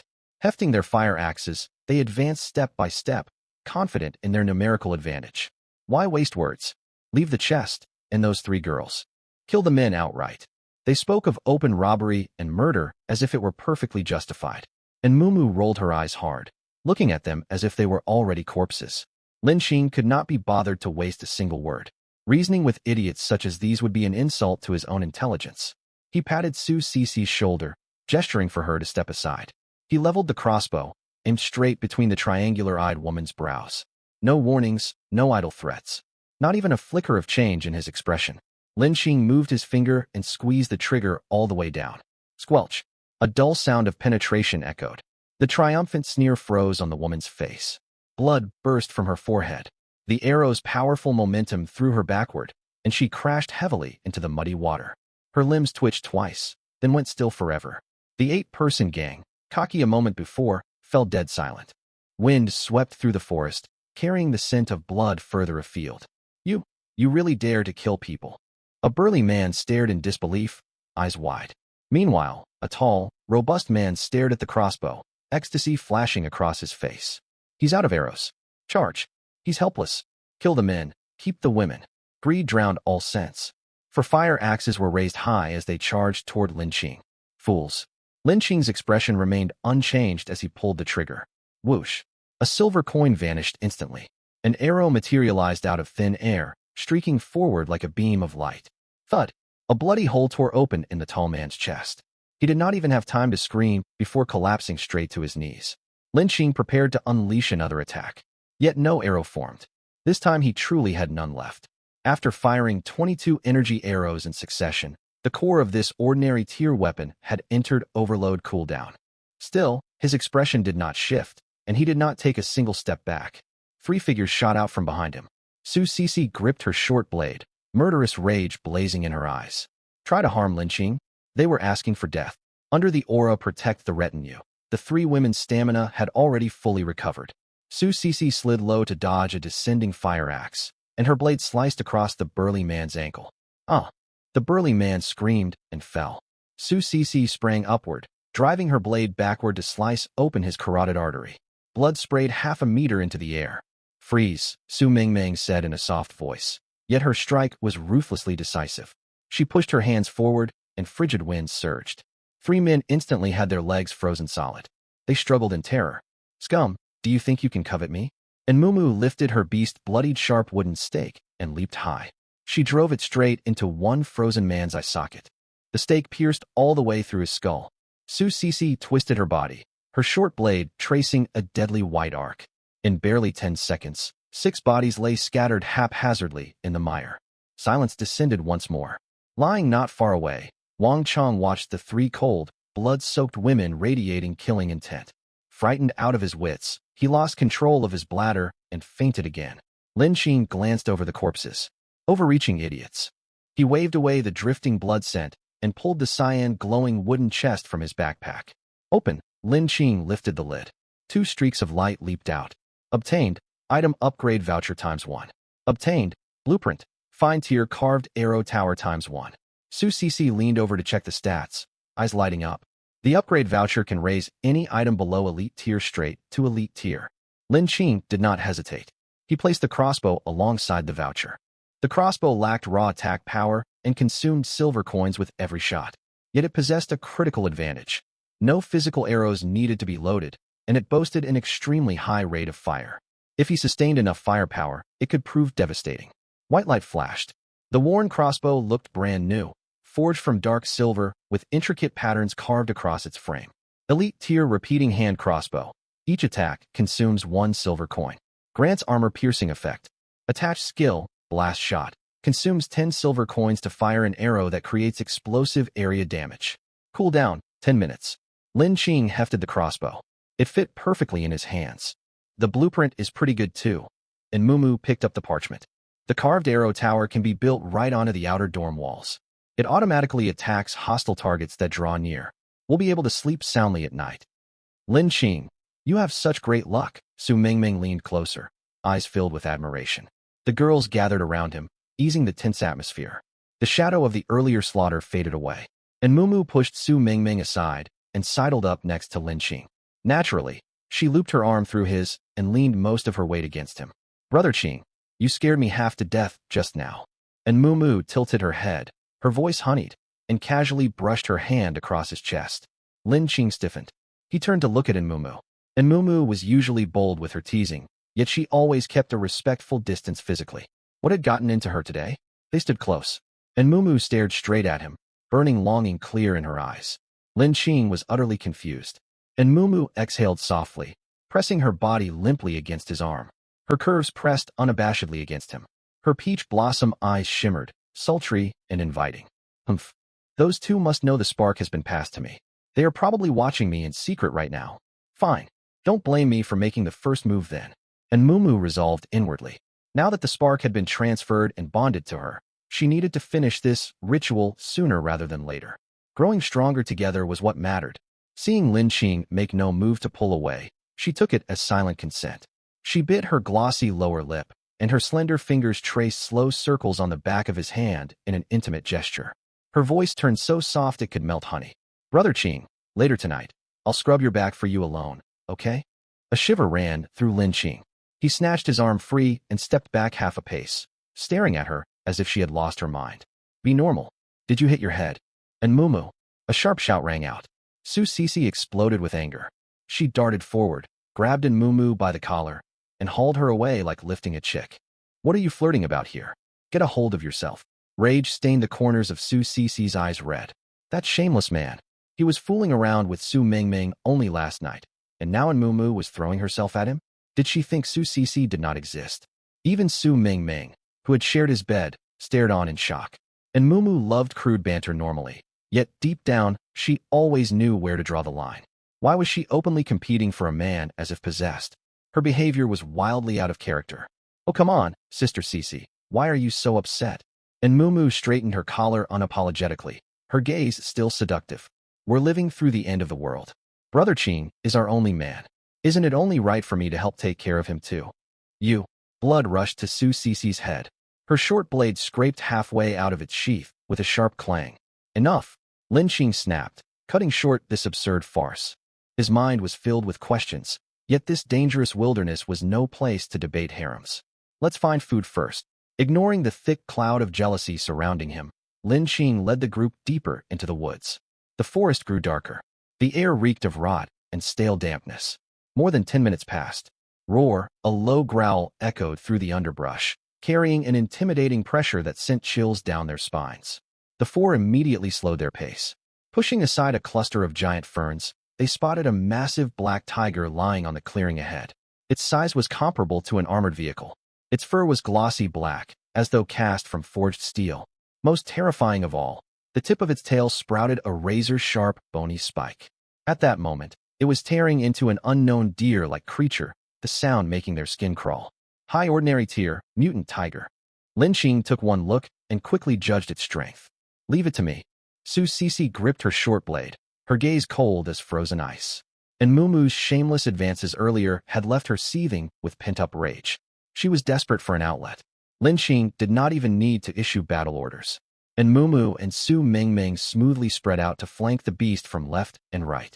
Sensing the approaching killing intent, The black tiger snapped its head around. It unleashed a deafening roar from its gaping jaws. Driving its four powerful paws against the ground, it charged forward as a black storm, straight for Su Sisi at the front. Freeze! Su Mingming stretched her hands forward. Frigid wind slammed directly into the tiger's face. Thick blue ice instantly encased its outstretched front paws mid-leap. The colossal body lurched downward in the air, its pounce slowed drastically. Su Sisi burned with ferocity, never considering retreat. She executed a perfect low-sliding strike close to the ground. Her short blade became a streak of cold lightning, slicing unimpeded along the tiger's soft underbelly from front to rear. Rip! Scalding tiger blood poured over the grass like a waterfall. Racked with agony, the tiger flew into a berserk frenzy. Its spike-tipped tail cut through the air with a shrill whistle, whipping viciously towards Su Sisi's back. Get down! Timing her strike perfectly, and Mumu raised her well-worn wooden shield. Launching herself like a cannonball, she crashed hard into the tiger's flank. Boom! A heavy impact shook the clearing. Off balance, the tiger crashed heavily to the ground. Su Sisi rolled and sprang to her feet, driving her blade downward with brutal force. The sharp edge pierced straight into the tiger's eye and buried itself deep inside its brain. The giant tiger's massive body convulsed violently twice before falling still forever. Lin Qing stood at the back with his arms folded, never once drawing his hand crossbow.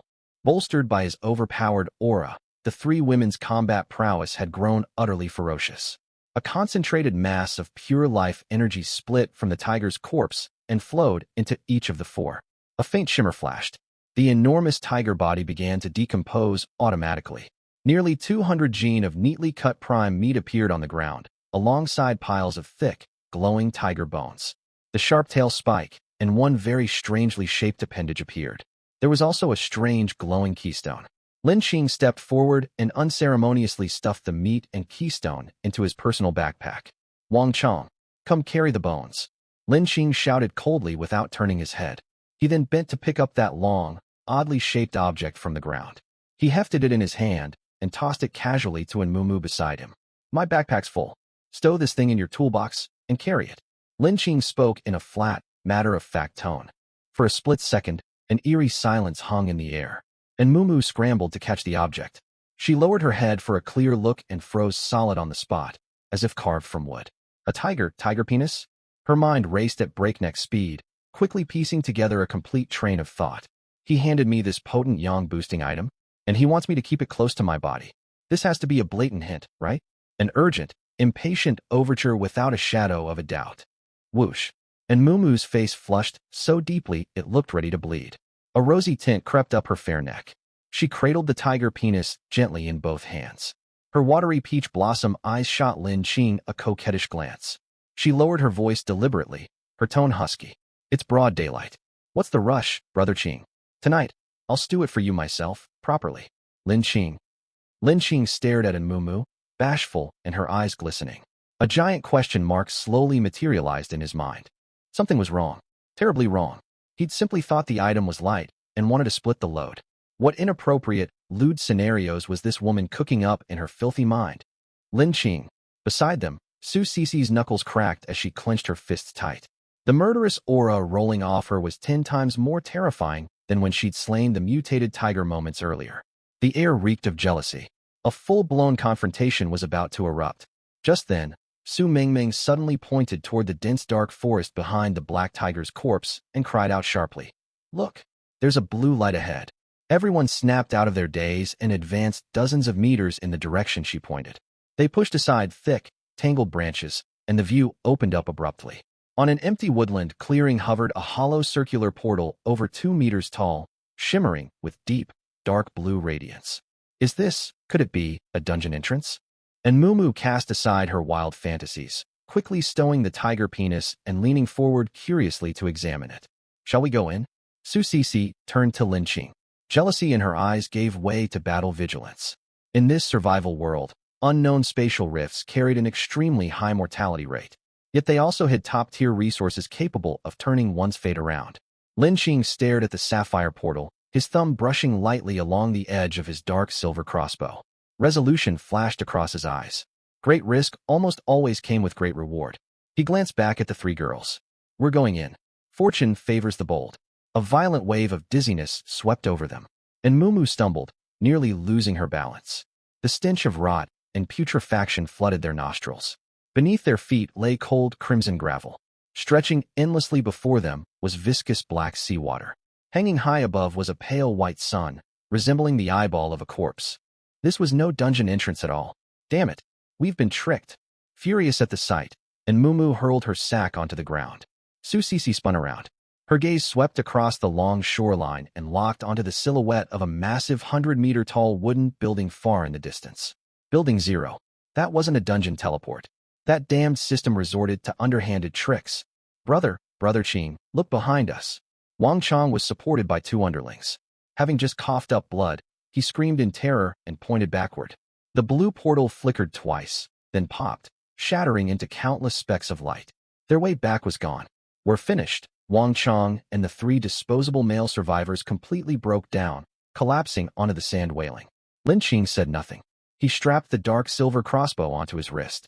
Their only option was to press forward toward Building 0. But right at that moment, gurgle, gurgle. The scarlet sand beneath their feet churned violently without warning.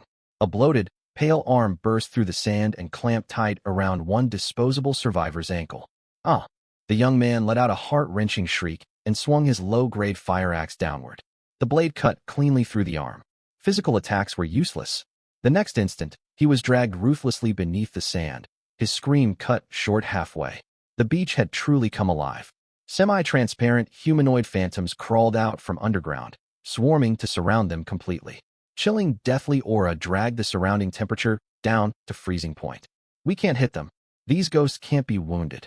The remaining disposable survivors flailed their weapons madly, only stirring cold gusts of wind. A headless phantom pounced onto one man's back. Its ethereal claws pierced straight through his chest and crushed his heart on the spot. In less than 10 seconds, only Wang Chong and 1 other man remained. Terrified out of their wits, they cowered beside Lin Qing, their trousers soaked. Physical immunity? Su Sisi ground her teeth, reversed her grip on her dagger, and slashed hard at an oncoming phantom. Uffed. The blade passed straight through the target, as if cutting through thin air. Meng Meng, freeze them. And Mumu shouted anxiously. Su Meng unleashed a blast of frigid air at once, yet the bitter cold swept straight through the bodies of 3 water wraiths.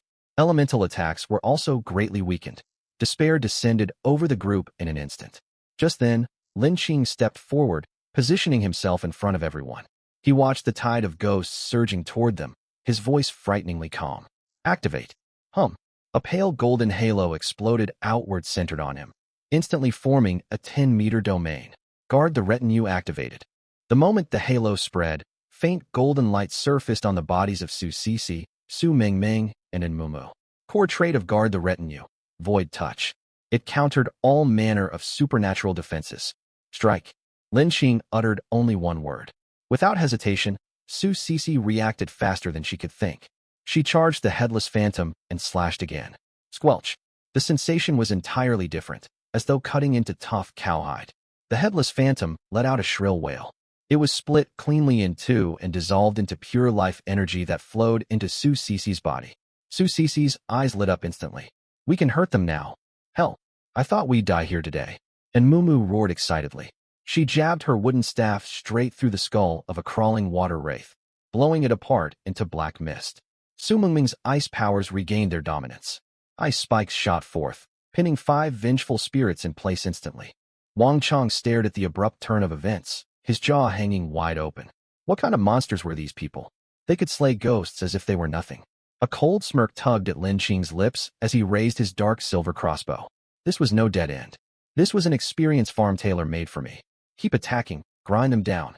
Lin Qing squeezed the trigger. Streaks of dark silver light streaked forth, every shot finding its mark. Each bolt pierced straight through a vengeful spirit's skull, its armor-piercing effect tearing their forms apart. Endless streams of life energy flooded into him, and his experience bar surged wildly. Form a tight triangle. Lin Qing ordered in a deep voice. Meng, crowd control. Sisi, primary assault. Mumu, cover our rear. Wang Chong, get up if you don't want to die. The 3 women quickly formed a triangular formation, shielding Lin Qing at the center. They carved a path of blood through the dense ghost horde toward Building 0. Su Sisi fought with reckless ferocity, her dagger weaving a deadly net of light. And Mumu swung her staff, smashing any vengeful spirit attempting a sneak attack to pieces. Su Mingming's frost spread a frozen path of death beneath their feet. Lin Qing's life energy skyrocketed. Thanks to the 20% team share and the crossbow's rapid fire rate, his life level drew near the threshold of the good tier. They carved out a clear safe zone along the edge of the Black Sea. Brother Qing, no more enemies ahead. And Mumu wiped black blood off her face, gasping heavily. 1,000 meters ahead, the massive outline of Building Zero stood clearly in sight. Yet Lin Qing did not relax in the slightest. Wait! He shot a hand up sharply, his gaze turning razor-sharp. Silence crashed over everything. The roar of the waves vanished. The wind died away. Even their own breathing seemed clamped shut by an invisible hand.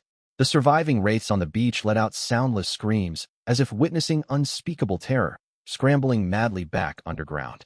Only the pounding of their own hearts echoed in the silence, thudding against their eardrums. A soul-numbing shudder ran up Lin Qing's spine straight to the crown of his head. He spun sharply, locking his eyes onto the black ocean to his right. The once still seawater slowly parted to either side, revealing something beneath. An indescribably colossal entity rose gradually from the ocean depths. Just the portion emerging above the waves blotted out half the sky. Then, two giant eyes, red as blood moons, opened amid the black mist. That gaze stretched across thousands of meters. Cold, indifferent, tinged with a hint of mockery, as if looking down upon several insignificant ants. Dead silence. At the end of the Black Sea, the two blood moon eyes hovered steadily. No killing intent, no war. Simply the act of being watched seemed to drain everything from the world. Sound, light, temperature, even the ability to think. Biting cold swept over them all. Drawing breath became an unbearable torment. Clack, clack, Su Cici's knuckles whitened around her dagger, trembling uncontrollably. This was not ordinary fear. It was her body's instinctive wail, crushed by a vastly superior life form. Normally carefree and Mumu was deathly pale, her lips shaking violently, unable to utter a sound. For the first time, she learned that overwhelming terror could rob you of your voice. Gulp! Wang Chang's legs buckled, and he dropped to his knees in the sand. The last remaining disposable survivor beside him rolled his eyes, his heart stopping from fright. He toppled rigidly. Lin Qing's mind went blank, but the primal urge to survive snapped him free of the crushing pressure. Run! Head for Building Zero. Lin Qing's hoarse shout jolted the three girls' paralyzed senses awake. The golden radiance of guard the retinue flared, forcing open a 10-meter safe zone amid the terrifying aura. Su Cici and Mumu gasped for air. Lin Qing grabbed the stunned Su Mingming tightly and sprinted toward Building Zero 1,000 meters away. Stick close to me. Su Cici held her dagger and covered their rear. Tough as ever, and Mumu slung the unconscious survivor over her shoulder to use as a makeshift meat shield. Wang Chang scrambled to his feet, tears and snot streaming down his face as he desperately squeezed inside the golden halo. Outside Lin Qing's 10-meter domain, he would die instantly. They had run barely 100 meters. Boom. The Black Sea churned violently behind them. A towering shadow rose to blot out the pale white sun overhead. Day turned to total darkness. Along the beach near the dormitory, vengeful spirits sensing living prey had just surfaced, only to freeze mid-movement. The next second, these mindless ghosts let out silent shrieks and burrowed frantically into the sand. One wandering, translucent phantom lost its bearings and charged straight into Mumu's back. Get off me! Without turning around, Mumu swung her staff in a full circle. Bang! Bolstered by void touch, the phantom shattered into spiritual fragments on impact. A faint glimmer fell to the ground. Lin Qing snatched up the cold sheepskin scroll in one fluid motion. He stuffed it into his backpack without a glance. No time to loot. Survival came first. 500 meters. 300 meters. The 100-meter giant wooden silhouette of Building Zero loomed close. Even the eerie glowing windows on the outer walls felt strangely welcoming now. However, boom. An irresistible gravitational pull dragged them backward. Lin Qing stumbled and looked back. His blood ran cold. A colossal tentacle forged from pure darkness and writhing mucus stretched 1,000 meters high. Countless scarlet eyeballs lining its surface opened and closed nonstop. It descended toward them with the weight to crush everything. It was over. There was nowhere to run. Lin Qing, go! Su Cici skidded to a halt and spun around. She spread her arms, shielding Lin Qing firmly with her slender frame. She gripped her dagger tightly, her eyes filled with desperate resolve. You'll have to step over my corpse to get to him. She planned to sacrifice herself to buy Lin Qing a hopeless fraction of a second. Watching the apocalyptic shadow bearing down above them, and Mumu also stopped running. A bitter laugh escaped her, tears pooling in her eyes. Damn, I haven't even known what it's like to be with a man. She gritted her teeth and raised her staff, standing shoulder to shoulder with Su Sisi. We'll keep each other company on the road to the afterlife. Su Mingming said nothing, yet she stepped firmly in front of Lin Qing. The instant the tentacle was about to crush them all, inside Building 0, on the 9th floor, toward the right side, a window lit up. No, it was not the window that lit up. Deep within the darkness behind the window, something had been awakened.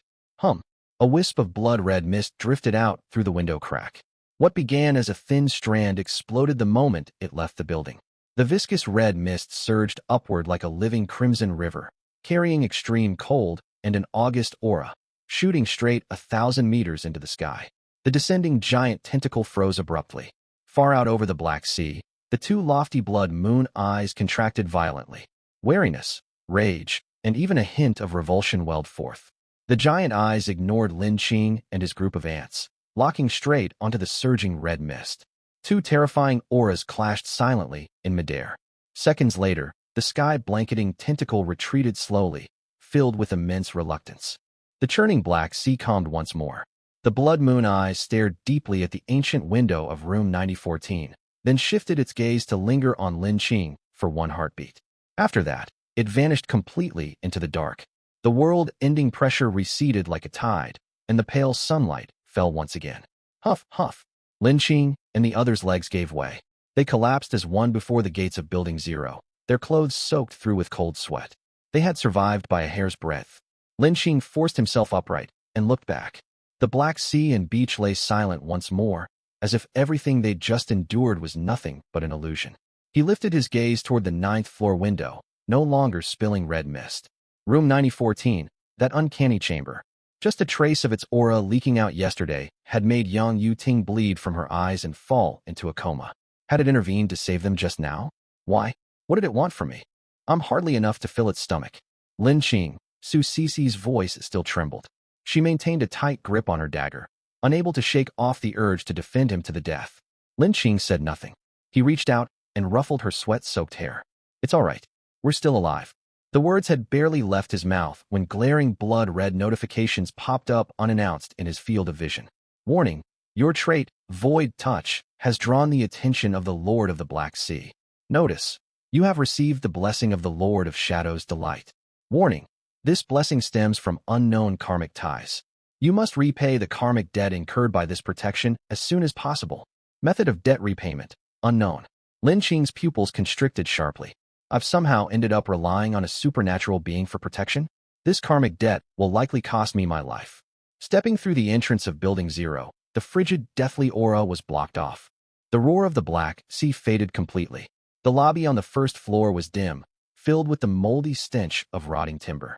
In the corner to the right, 7 or 8 mud-caked survivors stared out toward the doorway. Iron forks clutched in their hands, their eyes a mix of terror and greed. Their leader was a young man with long hair, standing beside a scrawny male survivor. They froze upon seeing Lin Qing enter with 3 women and 2 exhausted survivors. The scrawny man's eyes darted briefly. His gaze lingered on Su Sisi and in Mumu's blood-stained figures as he swallowed hard. Damn, how dared you 6 venture into the Black Sea? You roused that terrifying abomination and nearly dragged us down with you. How do you plan to make amends? Su Sisi was already brimming with battle fury. At this snarl, she pulled her dagger free, malice blazing in her eyes. Does it bother you that we made it back alive? Compensation? Want me to permanently rob you of all your senses for real?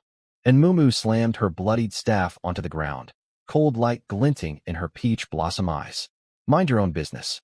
Who the hell do you think you are? The scrawny man's face darkened. He raised his iron fork, ready to attack. You 2 shameless women, asking for trouble. Hand over everything you're carrying, and we might let you off. Before he could finish speaking, squelch. A streak of dark silver light tore through the dimness in an instant. Before the iron fork could swing down, the scrawny man was pinned to the wooden floor. The bolt shattered his kneecap, spraying blood everywhere. My leg. He crashed to the ground, writhing amid the splinters and blood. His shrill screams echoed through the stairwell. Greed vanished from the other survivors' faces. Cold sweat streamed down their skin. The long-haired youth's features twitched wildly. His hand moved toward the crude iron sword at his waist, only to freeze mid-motion. The dark silver crossbow was already aimed straight between his eyebrows. I didn't quite catch that. Lin Qing spoke softly, as if making casual small talk. Say it again. What fee were you demanding? Sweat poured down Zhang Xiao's face. He quickly raised both hands and stepped backward. Friend, it's a misunderstanding. A total misunderstanding. We're from the first floor. We just pulled back from the edge of the forest. We're utterly terrified. Lin Qing had no patience to listen to his nonsense. He shot a cold glance at the 8 men. Only the young man with long hair had just stepped into the ordinary tier, and all his gear was worthless junk of ungraded quality. Do you think you can buy your lives with just it's a misunderstanding? Lin Qing slightly raised his crossbow, his tone frigid. If you don't want to die, hand over everything you carry that's worth money. Zhang Xiao's face turned livid. He still tried to haggle. Friend, we're all survivors. There's no need to be so ruthless, is there? Silver light flashed again. An arrow tore off Zhang Xiao's left ear, and blood gushed wildly down his cheek. Aya! Zhang Xiao clutched his ear and screamed in agony. Do you think I'm negotiating with you? Lin Qing looked down at him, his gaze no different from that of someone staring at a corpse. 3 seconds. Hand them over, or you all die. The words had barely faded when Su Cece lunged forward. Her short blade pressed against a girl's neck beside them, and Mumu lifted her wooden stick high, aiming at another man's back of the head. The group's mental defenses crumbled on the spot. These were no ordinary survivors. They were devils wearing human skin. We'll hand them over. We will. Trembling, the 8 men emptied every pocket they had. A few silver coins and 2 moldy loaves of bread. They were shockingly poor. Lin Qing frowned with disgust. Wang Chong, collect them. Even mosquito legs count as meat. The 2 terrified lackeys scrambled over and clutched the worthless loot tightly to their chests. Lin Qing stowed his crossbow, not sparing another glance at the rabble. Let's go. The group walked straight across the hall and headed for the stairs. It was not until the footsteps faded completely that Zhang Xiao dared to gasp for breath. One of his lackeys limped over, clutching his injured arm, malice blazing in his eyes. Young Master Zhang, are we just letting this slide? We fought tooth and nail to get those supplies, and the key coins too. Slap. Zhang Xiao swung around and struck him hard across the face. Are you blind? Did you not see that crossbow? That man's killing intent outweighs even mutated beasts. If we'd fought, the 8 of us wouldn't be enough for him to slaughter. He held his bleeding cheek, frenzied hatred swirling in his eyes. Round up more cannon fodder. Then go scout that blue glowing dungeon out in the forest. Once I get my hands on powerful loot, I'll make them pay with their lives for this debt. 9th floor. Wang Chong and another lackey fled back to dorm 9006 and collapsed straight against the corner. 2 of their group had died on this outing, and they'd barely escaped with their own lives. Dorm 9001. Bang. The wooden door slammed shut. Su Cece slid down the wall to the floor, tossing her short blade aside as she panted heavily. Su Mengmeng and Mumu supported each other to the table, tilting their pail next to chug purified water. Lin Qing stood in the center of the room. At his thought, his personal status panel appeared before him. His life tier now clearly read, Decent Tier Initiate. During their frantic escape earlier, exhaustion had vanished in an instant. He could feel earth-shaking changes sweeping through his body. Lin Qing clenched his fists hard, a string of cracking sounds coming from his knuckles. He felt powerful. His strength had transformed completely. If he faced that berserk orc now, he could wear it down to death single-handedly using only his bed shield. Bai Nian hurried over with a warm towel and handed it to him, her gaze lingering on his figure. Though she could not see his panel, she keenly sensed that Lin Qing's aura had grown far stronger once more. You leveled up? Bai Nian asked. Yeah, decent tier now. Lin Qing took the towel and casually wiped blood off his face. He pulled out a chair to sit down. First, let's tally the spoils. He waved his hand. A parchment scroll, 200 gene of mutated tiger meat, an embossed blueprint, an elite tier orc leg bone, beast hides, shattered rock armor, and a dimly glowing stone key appeared. And Mumu immediately perked up. She appended the toolbox full of loot onto the table. Shattered tiger bones, sharp tiger tail spines. And of course, that wildly shaped special trophy. And Mumu snatched it up in one swift motion, hefting it in her palm. Her peach blossom eyes shot playful glances at Lin Qing. Brother Qing, I'll cook personally later.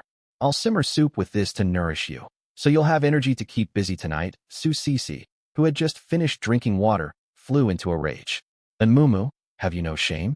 Take your flirting outside. Oh, come on. What's wrong with me caring about Brother Qing's health? And Mumu replied confidently. Lin Qing ignored the bickering between the two women. He picked up the dark gold stone key. After reading its description, everything clicked into place. Damn it. This lousy stone was the dungeon entry ticket. Just then, Lin Qing's stomach rumbled loudly. Shenzi looked at him, pity shimmering in her eyes. She stepped forward slightly and spoke softly. You must be hungry. You've all worn yourselves out. Let me make dinner. Lin Qing smiled and teased her, his tone full of praise. It would be perfect to have Zi cooking for us. This high-tier exotic tiger meat is incredibly nourishing. After eating, all our ladies will surely glow with good health.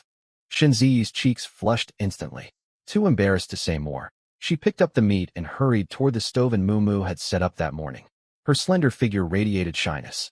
Lin Qing tapped the table to draw everyone's attention back. Bai Nian, let's get down to business. While we were out these few hours, did anything happen in the dorm? Bai Nian's eyes turned cold at once. No monster breach was triggered. She pulled over a chair and sat opposite Lin Qing. However, people from the first floor came up to stir up trouble. They specifically asked for Lin Yaowei. Lin Qing paused mid-pour as he filled a cup with water. Who were they? Disgust tinged Bai Nian's voice. Zhang Yu's men. They said they'd come to take Lin Yaowei back to their dorm to live comfortably. That rich kid Zhang Yu. Su Cici let out a sneer. We're in the end of the world, and he's still chasing some pure romance fantasy? And Mumu dropped her playful demeanor, her expression turning serious. Zhang Yu knows lots of sports academy boys from school. If they band together, they'll be quite a nuisance. Lin Qing leaned back against his chair, his expression calm. Did they come straight to our dorm? Yes. Bai Nian recalled what had unfolded. The man who led them was Zhao Chong, Zhang Yu's most loyal lackey. He brought 3 others, all armed with iron weapons. When they reached the 9th floor, they threatened to break down the door to 9001 right away. Lin Qing's gaze turned icy. Dare target his dorm? They were asking for death. Later Li Ming and the men from 9006 blocked them in the hallway. Bai Nian continued. He told them this floor is under your control now. Anyone who touches the door of 9001 is declaring a challenge to you. Zhao Chong wouldn't listen. He claimed Zhang Yu had built an alliance of dozens of survivors on the first floor. He asked who you thought you were, Lin Qing. Su Cici cursed under her breath. An alliance of dozens? Nothing but a disorderly mob. Does he think this is a school sports meet? Seeing they couldn't hold them off by force, Li Ming made up a lie. He said Zhou Haoyan went out to the restroom with Lin Yaowei before dawn and got eaten by monsters. Not a trace left of his body.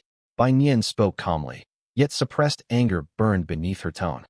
Zhao Chong saw the large bloodstain on the floor of Zhou Haoyan's dorm, so he backed off. Before he left, he warned us, the woman young Master Zhang wants. Even if she's dead, he'll bring her bones back. Zhang Yu will lead a group here this afternoon. He wants her alive or her corpse. If we lied to them, they'll slaughter everyone on the 9th floor. Bai Nian paused. Considering a monster breach could trigger at any moment, our forces are scattered. Aside from me, all the others are girls with no combat power. I held back. The temperature in the dorm seemed to plummet. Su Mingming clenched her fists, faint frost starting to form in her palms. Her mindset had completely changed after the battle on the Black Sea shore. Anyone who tried to harm Lin Qing would freeze to death by her hand. Su Cici picked up her short blade, killing intent surging. Lin Qing stared at the dark silver crossbow on the table and suddenly smiled. An alliance of dozens? That was nothing but dozens of mobile resource packs and free laborers. Brother Qing, what do we do this afternoon? And Mumu leaned forward, sharp eagerness shining in her eyes. Lin Qing stood up and stretched his shoulders. No need to panic. He walked toward the indestructible luxury bed. He turned back, sweeping his gaze across every girl in the dorm. His tone was domineering and left no room for argument. This is our territory. If Zhang Yu dares to come this afternoon, hang his head in the 9th floor hallway. Coincidentally, my repeating crossbow hasn't drunk enough blood yet. Your crossbow, it looks different. Bai Nian's voice was soft, yet it drew every girl's attention. The short crossbow from before looked like a crudely made toy. This one bore intricate patterns carved along its frame, with sleek lines emanating a murderous aura. Oh, this. Lin Qing twirled the elite tier repeating crossbow casually, sounding as relaxed as if showing off a new phone. I looted a treasure chest dropped by the berserk orc. It gave me an item upgrade voucher, so I used it straight away. His offhand remark halted Shenzi in her tracks. She carried a basin of hot water out from the kitchen. A treasure chest? An upgrade voucher? Those words meant Lin Qing's group had not only slain that terrifying orc, but also obtained rare spoils. Lin Qing gave them little time to process the news. He stowed the crossbow in his backpack, his expression growing solemn. What we encountered out there is far more complicated than we imagined. He concisely recounted their experience in the forest, as well as the so-called dungeon entrance glowing pale blue. That wasn't a dungeon. It was a trap. Lin Qing's tone turned sharp. We were teleported directly outside Building 0, onto the shores of the Black Sea. The Black Sea? Bai Nian paled. Every girl who had stayed behind felt their hearts skip a beat. They had not seen it with their own eyes. But hearing players' description from the first floor occasionally on the regional chat channel was enough to send chills down anyone's spine. The second we landed, translucent phantoms emerged. Physical attacks did nothing to them. Lin Qing looked at Su Sisi and Mumu. If my aura didn't counter them perfectly, we wouldn't have even reached the gate of Building 0. As Lin Qing spoke calmly, Su Mingming trembled uncontrollably. She had lived through it. She knew exactly what that living hell looked like. The memory of lackeys being torn apart without even time to scream was still fresh in her mind. What happened next? Bai Nian pressed. She sensed Lin Qing had not gotten to the most critical part. Lin Qing fell silent for a moment, organizing his thoughts. Then, something in the Black Sea woke up. Incomprehensible, colossal enough to blot out the sky. One glance from it nearly shattered our spirits completely. Hiss! Gasps echoed through the dorm. An incomprehensible, terrifying existence. How did you all make it back? One girl asked shakily. It was dorm 9014. Lin Qing tilted his head, his gaze piercing toward that forbidden room. When the Black Sea Lord was about to erase us, red mist drifted out the window of 9014 and forced it back. What? The room that made Yang Yuting bleed from her eyes? It saved you. The girls were stunned, shock etched across their faces. From everything they knew, dorm 9014 itself was horror. Why would it save them? Lin Qing offered no explanation. Instead, he pulled up his personal panel and showed everyone the blood-red warning text. Your void touch has drawn the notice of the Black Sea Lord. You have gained the protection of the Lord of Inshi. This protection stems from unknown karmic ties. You must repay the karmic debt created by this protection as soon as possible. Karmic debt, Bai Nian whispered the words, her expression grimmer than ever. She fixed her eyes firmly on Lin Qing. You've been dragged into a game between two of the most powerful beings in this world. One wrong step, and you're doomed. Oppressive tension thickened the air. Several timid girls began to whimper quietly. This was a war between god-tier beings. And Lin Qing was just an ant caught between them. Goblins and mutated beasts were threats they could understand and fight against. But these newly revealed figures were entirely beyond comprehension. It filled them with more despair than the day they learned their dorm was inside Building 0. Ahem. Lin Qing suddenly coughed, breaking the silence. He scanned the room, seeing unshakable fear on every girl's face. He leaned lazily against his chair and grinned. What's there to be scared of? When the sky falls, the tall ones hold it up. As luck would have it, I'm that tall one. He shifted tone, forcing lightheartedness into his voice. Besides, if powerful entities take notice of you, it means you hold value. Far better than being worthless trash no one bothers with. If we want to survive, we have to grow stronger. Look at all the great loot we brought back. With that, Lin Qing walked toward the table piled with spoils. The urge to survive overpowered their fear of the unknown. A decent tier embossed arrow tower blueprint. And Mumu rushed forward first, grabbing the blueprint, her eyes shining brightly. Amazing. We can carve embossed automatic arrow towers onto the dorm outer walls. Whether monsters breach the doors or other survivors come looking for trouble, we'll handle threats far more easily. Does that mean we can send more people out to level up with Brother Qing? Another girl asked excitedly. Exactly. Lin Qing nodded and picked up the dark goldstone key. And this is the real dungeon entry ticket. Once we survive tonight's monster breach and are fully rested, we'll form a party to farm it. Hope rekindled in everyone's hearts. The arrow towers would secure their home base. The dungeon ticket guaranteed a steady supply of resources and life energy. The future suddenly looked bright again. Lastly, Lin Qing picked up the eerie parchment scroll. He raised an eyebrow the moment he read its contents. In-God Bone Gate Blueprint. Can use various ashes, skeletons, and beast hides to upgrade the dorm door into a scalable In-God Bone Gate. The gate boasts extremely high resistance against physical impact and naturally suppresses spirit-type entities. Trait 1, Devour. Can evolve by consuming skeletons and souls of high-tier beings. Trait 2, Gate Guardian. Seals spirits within the gate to serve as guardians, automatically repelling intruders. The gate will continuously attract wandering spirit-type creatures. After Lin Qing finished reading, a strange silence descended over the dorm once more. Every pair of eyes locked onto the sinister-looking scroll. This thing was a double-edged sword. It'll attract ghosts. Shenzi paled with fright. It's far too dangerous, another girl agreed. We already struggle fighting goblins. Provoking invisible spirits is just asking to die. But its defense is incredible. It can even level up, and we can summon a gate guardian. And Mumu argued, what if something stronger than our guardian gets drawn here? Like whatever is in 9014. Can the regular wooden door stop that thing either? Arguments erupted on all sides. This gate represented an entirely different path of defense. Building it would drastically boost safety, yet they would face an endless stream of spirit monsters drawn to its aura. Enough arguing. Lin Qing's single sentence put an end to the debate. He stood and looked over everyone. We have to build this gate. Why? Bai Nian frowned, thinking the risk far too great. 3 reasons. Lin Qing held up 3 fingers. First, our enemies are never only monsters. There are players from other floors too. Conflict is inevitable as time passes. An unbreakable gate is our foundation to hold our ground. Second, about attracting spirits. Don't forget, my aura is a natural bane to spirits. Until we find a suitable gate guardian, I will be the guardian. This so-called downside is nothing but free experience packages walking straight to us. As for the third reason, Lin Qing's gaze deepened. Think carefully. In front of the Lord of Yinshi in 9014, is there any difference between a wooden door and a bone gate? No one could find a reply. He was right. Before a being of that caliber, even the sturdiest door was no stronger than paper. If that's the case, why not choose the path that grants us the greatest advantage in regular combat? Lin Qing picked up the parchment, his tone resolute. We will be hunters, not lambs waiting to be slaughtered. One sentence ignited the fighting spirit burning inside everyone. Lin Qing held the blueprints, ready to assign tasks. Very well, that's settled. We need to get the arrow tower and this gate built as soon as possible. He waved the blueprints and called out. And Mushi, work's waiting. As soon as the words left his mouth, he sensed something was wrong. All the chattering girls from the dorm were present, yet their engineer was missing. Not only in Mushi, Yang Yating and the short-haired girl Zheng Yulin were nowhere to be seen either. Lin Qing scanned the room and raised an eyebrow. Where on earth is Mushi? Where are they? Lin Qing turned to Bai Nian. Bai Nian quickly explained.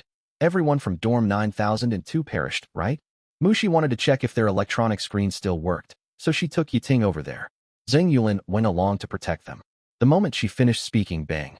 The dormitory door was thrown wide open, and Mushi rushed inside, cheeks flushed and gasping for breath, her voice trembling with excitement. Lin Qing. Lin Qing. She skidded to a halt in front of him. Her chest heaved violently from sprinting, and her almond eyes blazed brightly. Our dorm can be upgraded. As long as you, the dorm leader, go confirm on the central screen in 9002, we can directly seize 9002 and turn it into part of our dorm. Our home can grow bigger. Their home could expand. Lin Qing stood up at once and strode toward the doorway. Let's go take a look. And Mushi trotted closely behind him.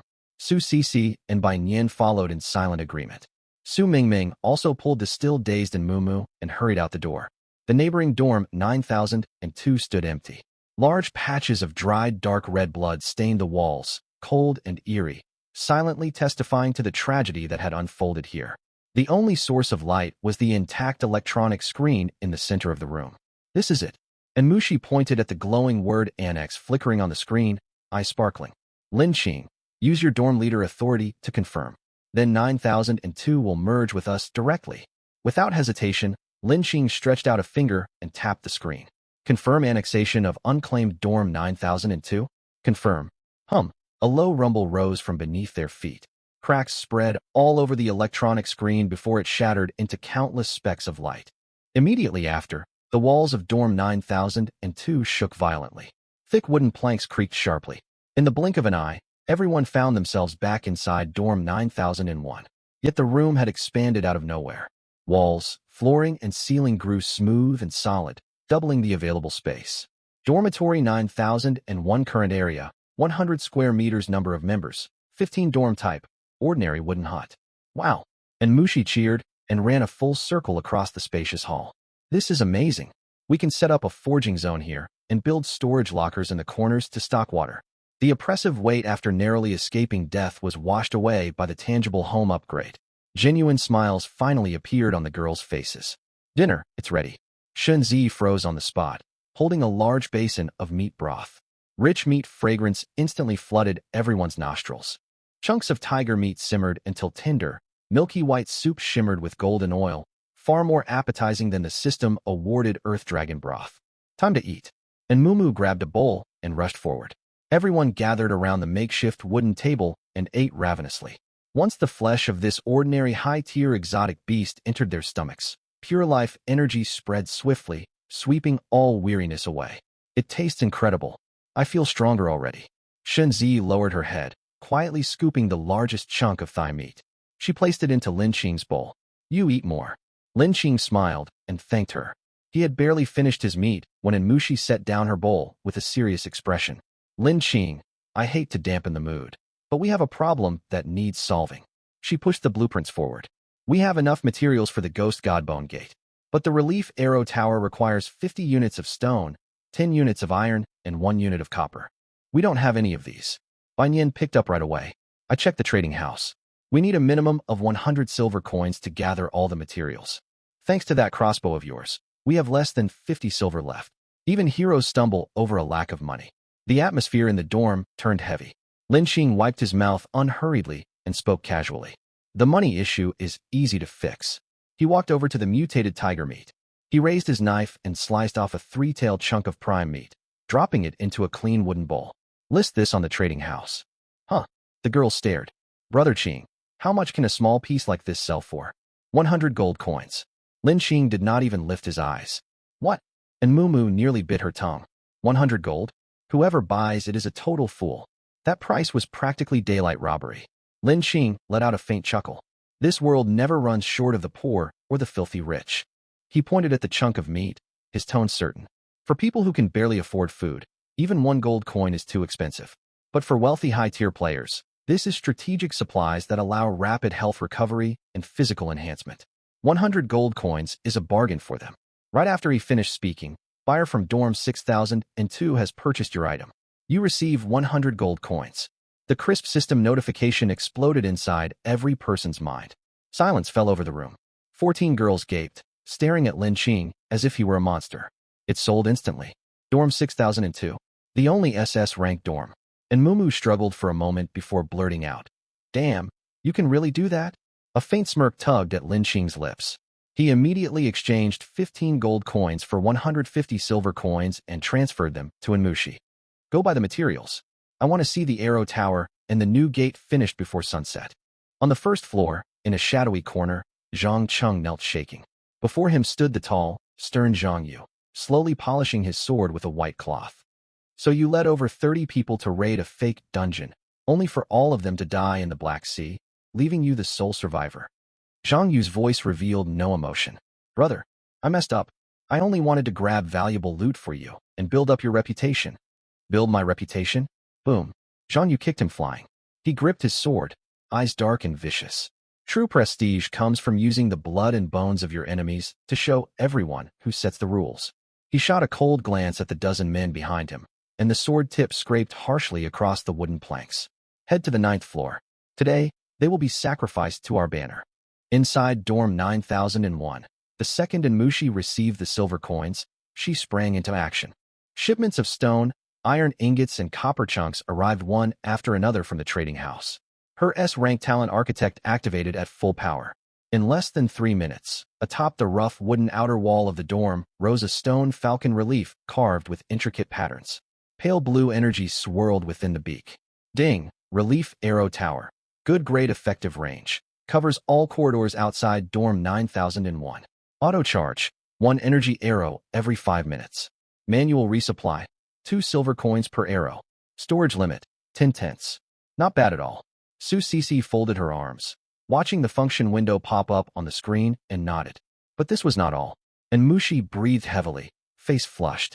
Excitedly, she pressed both hands against the pile of beast bone materials on the ground once more. Her talent activated. White light swirled around her fingertips. In the next instant, orc leg bones formed the side pillars, black tiger vertebrae made the lintel. Slabs forged from ash and beast hide formed the door panels, and the viewing hole at its center resembled a sinister eye. Once the bone gate finished construction, a gloomy, eerie aura surged within its pale gray frame. Ghost God Bone Gate Level 1 Trait 1. Devour Trait 2. Gate Guardian Vacant. Trait 3. Sound Containment. No noise leaks out from inside the gate, yet all movement outside can be detected. 3 traits.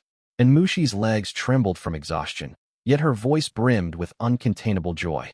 My talent unlocked hidden modifiers. One-way sound insulation? Su Sisi stepped closer to look and raised an eyebrow. That's a great trait. It protects the dorm's privacy. Absolutely. It works similar to certain types of glass. We won't need to worry about noise from our parties drifting outside anymore. Ahem. I mean proper parties. And Mushi avoided eye contact, putting on an innocent expression. Lin Qing paid no mind to this girl. He reached out and touched the cold bone gate, a smile forming on his lips. Fantastic work. Mushi, you are the treasure that safeguards this dorm. And Mushi's mouth twitched. Why did that sound like she was the chief's captured bride? Dorm leader, please use official titles during work hours. Call me Engineerin. She puffed out her chest, bantering back to ease the tension. With the Arrow Tower and Bone Gate completed, the dorm's defenses underwent a complete overhaul. The tense weight everyone had carried all day finally eased slightly. Elsewhere, on the 9th floor stairwell, 18 men armed with iron weapons climbed the stairs step by step. Their footsteps were steady, heavy, deliberately designed to exude pressure. At their head walked the stern-faced Zhang Yu, holding a long sword shimmering with faint dark light. Behind him came Zhang Cheng, missing one ear, together with his most loyal lackey Zhao Chang. Further back stood 5 men with varied expressions, each followed by underlings. These 5 were dorm leaders from the first floor, once commanding over 10 team members apiece. Now all of them bowed their heads submissively. The 18 men advanced slowly, their target dorm 9001. Suddenly, faint red mist spread along the corridor, and the temperature plummeted. Ghost, some monster! Zhang Cheng screamed. His legs went weak as he nearly collapsed. This red mist carried the same despairing dread as the Scarlet Shore. Brother, let's retreat. There's something supernatural here. Slap. Zhang Yu backhanded him hard enough to split the corner of his mouth. Useless trash. Zhang Yu's eyes turned icy, rage churning inside him. If not for this fool, the 5 dorms and over 30 men he had just recruited would not have been wiped out in the Black Sea. If his weapon had not finished forging right when this disaster struck, these men behind him would have torn him apart already. If you were not my brother, I would run you through. The 5 dorm leaders witnessed this scene, a flicker of delight crossing their faces, quickly suppressed by deep wariness. Zhang Yu's SS-rank talent weapon master had been useless without materials before.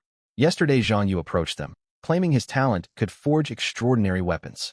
Those who wielded blades crafted by him would master combat techniques. He promised to forge weapons for them once more materials became available, which sealed their alliance. After Zhang Cheng got 37 of their men killed, they stormed to confront Zhang Yu. They arrived just as he finished forging his first weapon. After endless bickering, they received 0 compensation and were threatened and berated. That explained why they hated Zhang Yu and Zhang Cheng with a passion, yet still chose to follow him now. As the 18 men walked past dorm 9003, Zhang Yu suddenly halted. He glanced backward, nodding toward a young man in a shirt near the rear, and spoke coldly. You stay here and keep watch. Confusion flashed across the shirt-clad youth's face. Guard the spot. No fighting. Joy bloomed on his face instantly. He bowed repeatedly and leaned against the wall to stand sentry. Seeing the young man's grateful look, Zhang Yu's lips curled upward. He directed the group onward, footsteps growing louder. Yet when they reached the entrance of dorm 9001, everyone froze. Before them stood no familiar shabby wooden door.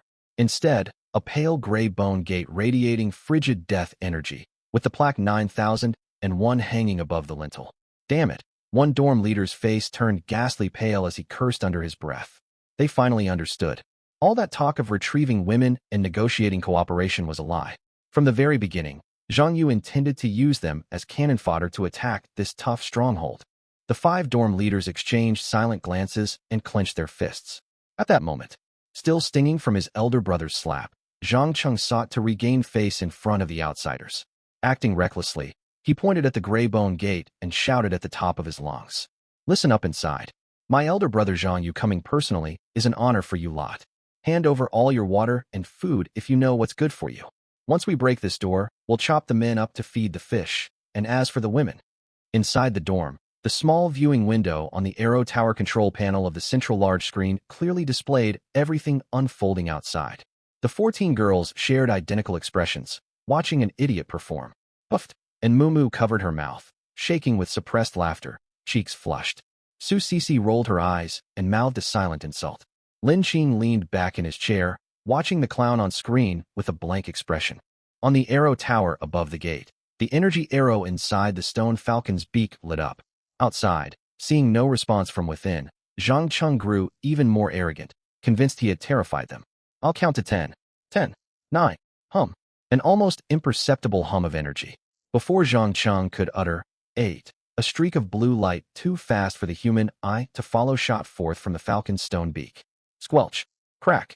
The blue beam pierced straight through Zhang Cheng's right knee, the sharp sound of shattering bone echoing clearly. In the next instant, violent energy detonated inside his knee joint. His entire lower leg and half his knee burst into a cloud of blood mist on the spot. A full second later, a scream resounded. Everyone in the corridor stood frozen, struck dumb. Zhang Yu's pupils shrank violently. He stared fixedly at the unassuming stone arrow tower above the gate.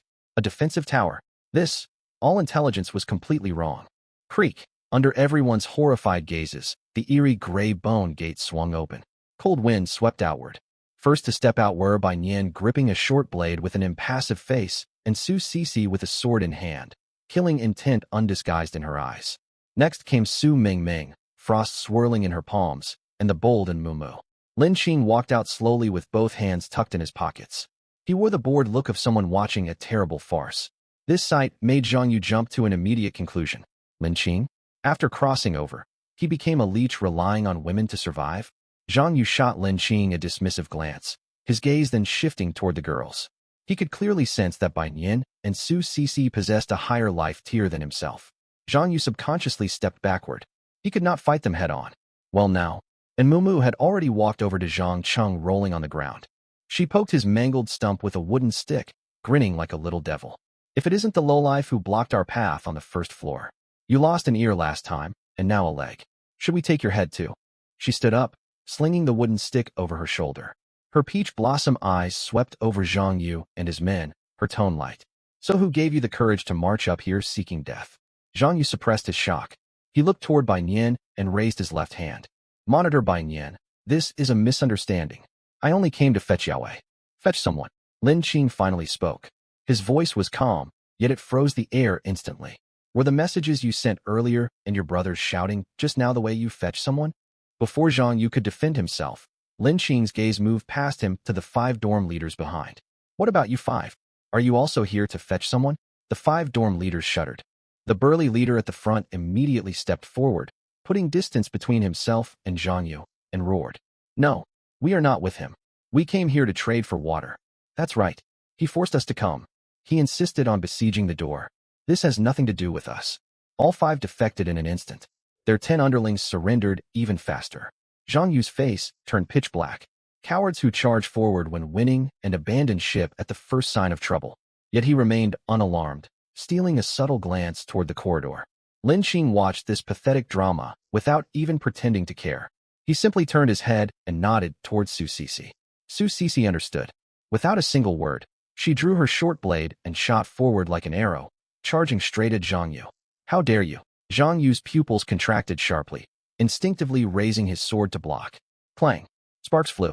The iron sword blocked Su Sisi's swift strike. Yet before he could catch his breath, Bai Nian closed in from the other side, her short blade aiming straight for his sword-wielding wrist.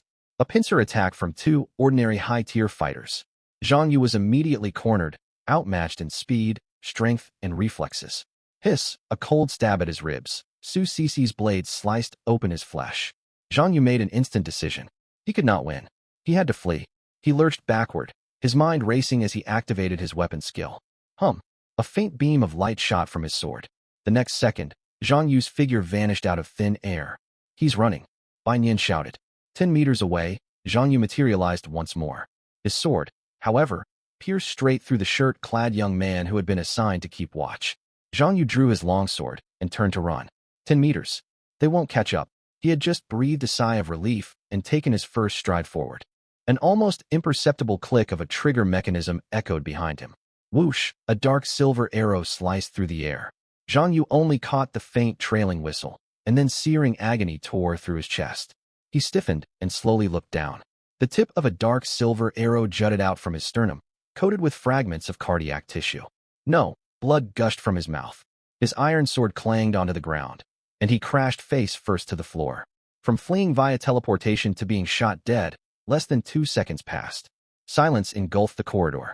10 meters away, Lin Qing slowly lowered his dark silver crossbow, as if he had just done something trivial. No one saw when he had drawn the crossbow or taken aim. The once arrogant wielder of an SS-rank talent was dead, killed cleanly. Thud, thud, thud, the 5 dorm leaders' legs buckled. They dropped to their knees in unison. Their underlings behind them collapsed flat on the ground, trembling like leaves in the wind. We have nothing to do with Zhang Yu. He forced us. We surrender. We'll do anything as long as you spare our lives. Lin Qing walked over to Zhang Yu's corpse. He picked up the transcendent iron sword and tossed it casually to Bai Nian. Keep it. He turned and looked down at the crowd kneeling before him, his voice ice cold. You pay the price when you do wrong. Starting tomorrow, head to the forest every morning to cut timber and deliver it. If the quota isn't met, or if anyone tries to play tricks, this is what will happen to you, just like Zhang Yu. Everyone's scales crawled. They kowtowed frantically. Understood. We wouldn't dare. At that moment, Zhang Cheng, clutching his broken leg, forced a fawning smile. Lin, brother Lin. Thank you. My brother deserved to die. I'll follow you from now on. The blood of his own elder brother had barely turned cold. Lin Qing ignored him and glanced at the 5 dorm leaders. Aren't you all in league with him? No. One dorm leader snarled through gritted teeth. It's these 2 rotten brothers.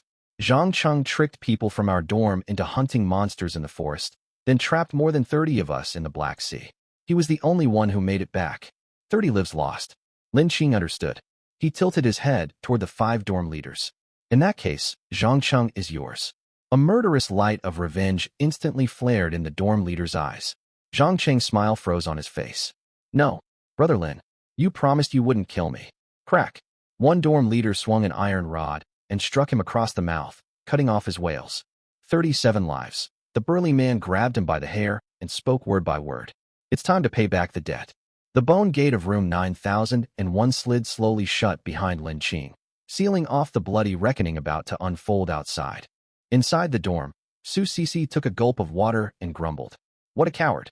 He ran pretty fast. Just a flash to his grave. And Mumu summed up crisply, making everyone laugh. Now that they were safe, the girls chattered about gossip again. Lin Qing sat back down in his chair and was about to arrange their next moves. And Mumu suddenly stood up. She stood in front of the central control screen, her expression shifting. Lin Qing, come quick. Lin Qing walked over. On the aero turret monitor view, the gray fog in the corridor outside had somehow doubled in density. Less than 5 meters from the dorm entrance, an oval pale green-white halo twisted into existence. The daily monster breach has begun, Bai Nian whispered. Lin Qing's heart tightened. He picked up his crossbow and strode toward the bone gate. As soon as the gate opened, gray fog surged inward. For massive figures solidified within the halo, 2.5 meters tall, wielding stone hammers and bone axes. Bulging veins snaked across their dark cyan skin, and their eyes burned scarlet. Minotaurs. Mutated Minotaur Warrior ×3, mid-tier normal grade, Mutated Minotaur Chieftain ×1, low-tier fine grade. They were restrained by the halo and could not charge out yet, but the translucent light barrier was slowly thinning. The battle had barely started, and already 3 mid-tier normal monsters plus 1 fine-grade foe had spawned. Whatever came next would only grow stronger. Another brutal fight awaited them. Staring at the isolating barrier, a wild idea suddenly popped into Lin Qing's mind. The Void Pierce, trait of Guard the Masses, could penetrate void energy and strike non-corporeal targets. This light barrier holding back the monsters was essentially an energy blockade. What if Void Pierce could cut straight through this barrier too? If that were true, that meant he could target these trapped monsters. They were stuck at their spawn point, unable to fight back. Treat them like stationary shooting targets. Lin Qing's heart hammered wildly. He raised the crossbow and aimed straight at the roaring Minotaur chieftain inside the barrier. He uttered 2 words quietly. Void Pierce. Lin Qing squeezed the trigger. Whoosh! The dark silver arrow flew forth like a silent phantom, passing cleanly through the restraining light barrier. The next instant, it buried itself dead center in the fine-grade chieftain's forehead. Roar! The chieftain's roar died in its throat. Its colossal body dissolved into ashes on the spot. A surge of pure vital energy flooded into Lin Qing. Dead silence fell over the room. Holy hell! and Mumu's peach blossom eyes went wide. Lin Qing, you actually shot right through? Su Mingming covered her mouth, utterly stunned. To them, that light barrier was an unbreakable absolute rule set by the system. Yet Lin Qing had turned it into a joke with a single arrow. The void-pierce trait of guard the masses targets units marked untargetable bitumen, Lin Qing said quietly, loud enough for everyone to hear. Excitement ignited in Su Cici's eyes. She twirled her short blade neatly between her fingers. So we found a system bug? Call it making rational use of the rules. A faint smirk tugged at Lin Qing's lips. Right after he spoke, white light flickered inside the barrier. A peak tier, normal minotaur spawned to fill the empty spot. It did not even have time to roar. Whoosh. Lin Qing loosed another arrow. Headshot. The monster turned to ash. White light flashed again, and another monster spawned to replace it. Lin Qing's pupils shrank sharply. One killed, one immediately respawned? Did that mean spawns would keep refilling until the countdown ended? His pulse raced. He spun around and swept his gaze across everyone behind him. Everyone, grab your weapons. His voice was calm, yet it raised goosebumps on every girl. They're sitting ducks right now. Don't wait for them to break free. 14 pairs of eyes froze for a split second, then blazed with excitement. Why didn't you say so sooner? Su Cici tightened her grip on her dagger, barely holding back her grin. My blade's practically rusting. First line forward. The rest stay close to the halo and prepare for finishing blows. Bai Nian instantly slipped into combat mode. Can I join too? And Mumu gripped her short sword, her voice trembling with nervous anticipation. Lin Qing shot her a glance. No one gets to slack today. Support staff need to level up too. The bone gate swung wide. The slaughter feast began. Su Mingming stretched both hands forward. Piercing frost passed effortlessly through the barrier, freezing the legs of 3 minotaurs in place. Su Cici moved like lightning. Her dagger sliced neatly across their throats. The 3 monsters dissolved into ash before they could scream. That's so cheap. She laughed in exhilaration. So what if it's cheap? And Mumu swung her baseball bat and smashed one minotaur's knee through the barrier. Do you think they'd show mercy if they got out? Crossbow in hand, Lin Qing directed the massacre. Every arrow precisely picked off newly spawned fine-grade chieftains. Bai Nian, that wounded one on the left, leave it for Yang Yuting. Cici, the right one goes to Enmushi. Don't steal the kill. Ming, just freeze their legs. Don't kill them outright. Leave them alive. Got it. Su Mingming replied brightly, cheeks flushed with excitement. At first, the girls were swept up in excitement. 3 minutes later, they fought on autopilot, numbed by constant combat. Guided by Lin Qing, Enmushi finally summoned her courage and drove her sword through a wounded minotaur's throat. Squelch. The monster turned to ash, and energy surged into her body. She sensed the change within herself, and her eyes grew wet. I leveled up. I can actually grow stronger too. No one is useless in room 9001, Lin Qing stated firmly. His words ignited hope in every support girl's heart. The next few minutes became a celebration for everyone. Bai Nian and Su Cici both advanced to peak tier normal. Su Mingming and Enmumu followed close behind. Lin Qing absorbed 20% of all vital energy shared by the team. On top of that, he personally slew over a dozen fine-grade chieftains. His vitality level surged rapidly, breaking through to mid-tier fine-grade. Others defended their homes fighting a battle between life and death, while he leveled up like cheating. Lin Qing rejoiced inwardly. Seeing less than 2 minutes left on the countdown, he barked sharply. Full power attack. Boom! One explosive arrow from Lin Qing blew apart the last chieftain's skull. The restraining barrier shattered violently and dissipated like burnt paper. Only piles of ash and mountains of loot remained scattered along the corridor. It's already over? Wait, they never even made it out of their spawn zone. Su Cici pouted, unsatisfied. I was just getting warmed up. Not enough monsters. Bai Nian rarely agreed with her. Indeed. Lin Qing twirled his mouth. Keep talking, and the system might patch this loophole next time. He waved his hand, storing all loot in his inventory. After this battle, everyone was at minimum normal grade. For core fighters had reached peak tier normal. Tensions faded, and the girls erupted into chatter, crowding around Lin Qing by the bone gate. Brother Qing, your skill is completely broken. And Mumu edged closer, her gaze burning. Su Cici grabbed the back of her collar, glaring. And Mumu, stop clinging to him. There's barely any space here, what else? Lin Qing was hemmed in, and could only sigh helplessly. Su Mingming tilted her flushed face upward and spoke softly. Are you tired? Tired? Him. Su Cici cut in sourly. The only tough thing about him is his stubborn mouth. The air fell quiet for a moment. And Mumu grinned mischievously and jumped in. Well, Mingming would know best about that, wouldn't she? Su Sisi's face flamed scarlet. Shut up. That's not what I meant. Amid laughter and banter, Lin Qing's gaze drifted past the crowd toward the far end of the corridor. The gray fog had doubled in thickness again. Each dorm faces an independent battlefield during monster breaches, Lin Qing murmured thoughtfully. The fog blocks all sound completely. His guard the masses could pierce the barrier outside their own door. But what about barriers outside other dorms? And Mumu gasped as realization hit her. Brother Qing, you aren't thinking of going to other doorways to steal monster kills? Lin Qing corrected her solemnly. It's not stealing. We're helping our neighbors ease their defensive burden. Su Sisi twirled her blade, smiling like a villain, and collect experience as payment on the side. Surprisingly, Bai Nian raised no objection. Her tone remained calm. Too many deaths on the 9th floor will harm us as well. So, Lin Qing raised his dark silver crossbow, his gaze cutting through the dense fog. We take 6 people and push forward together.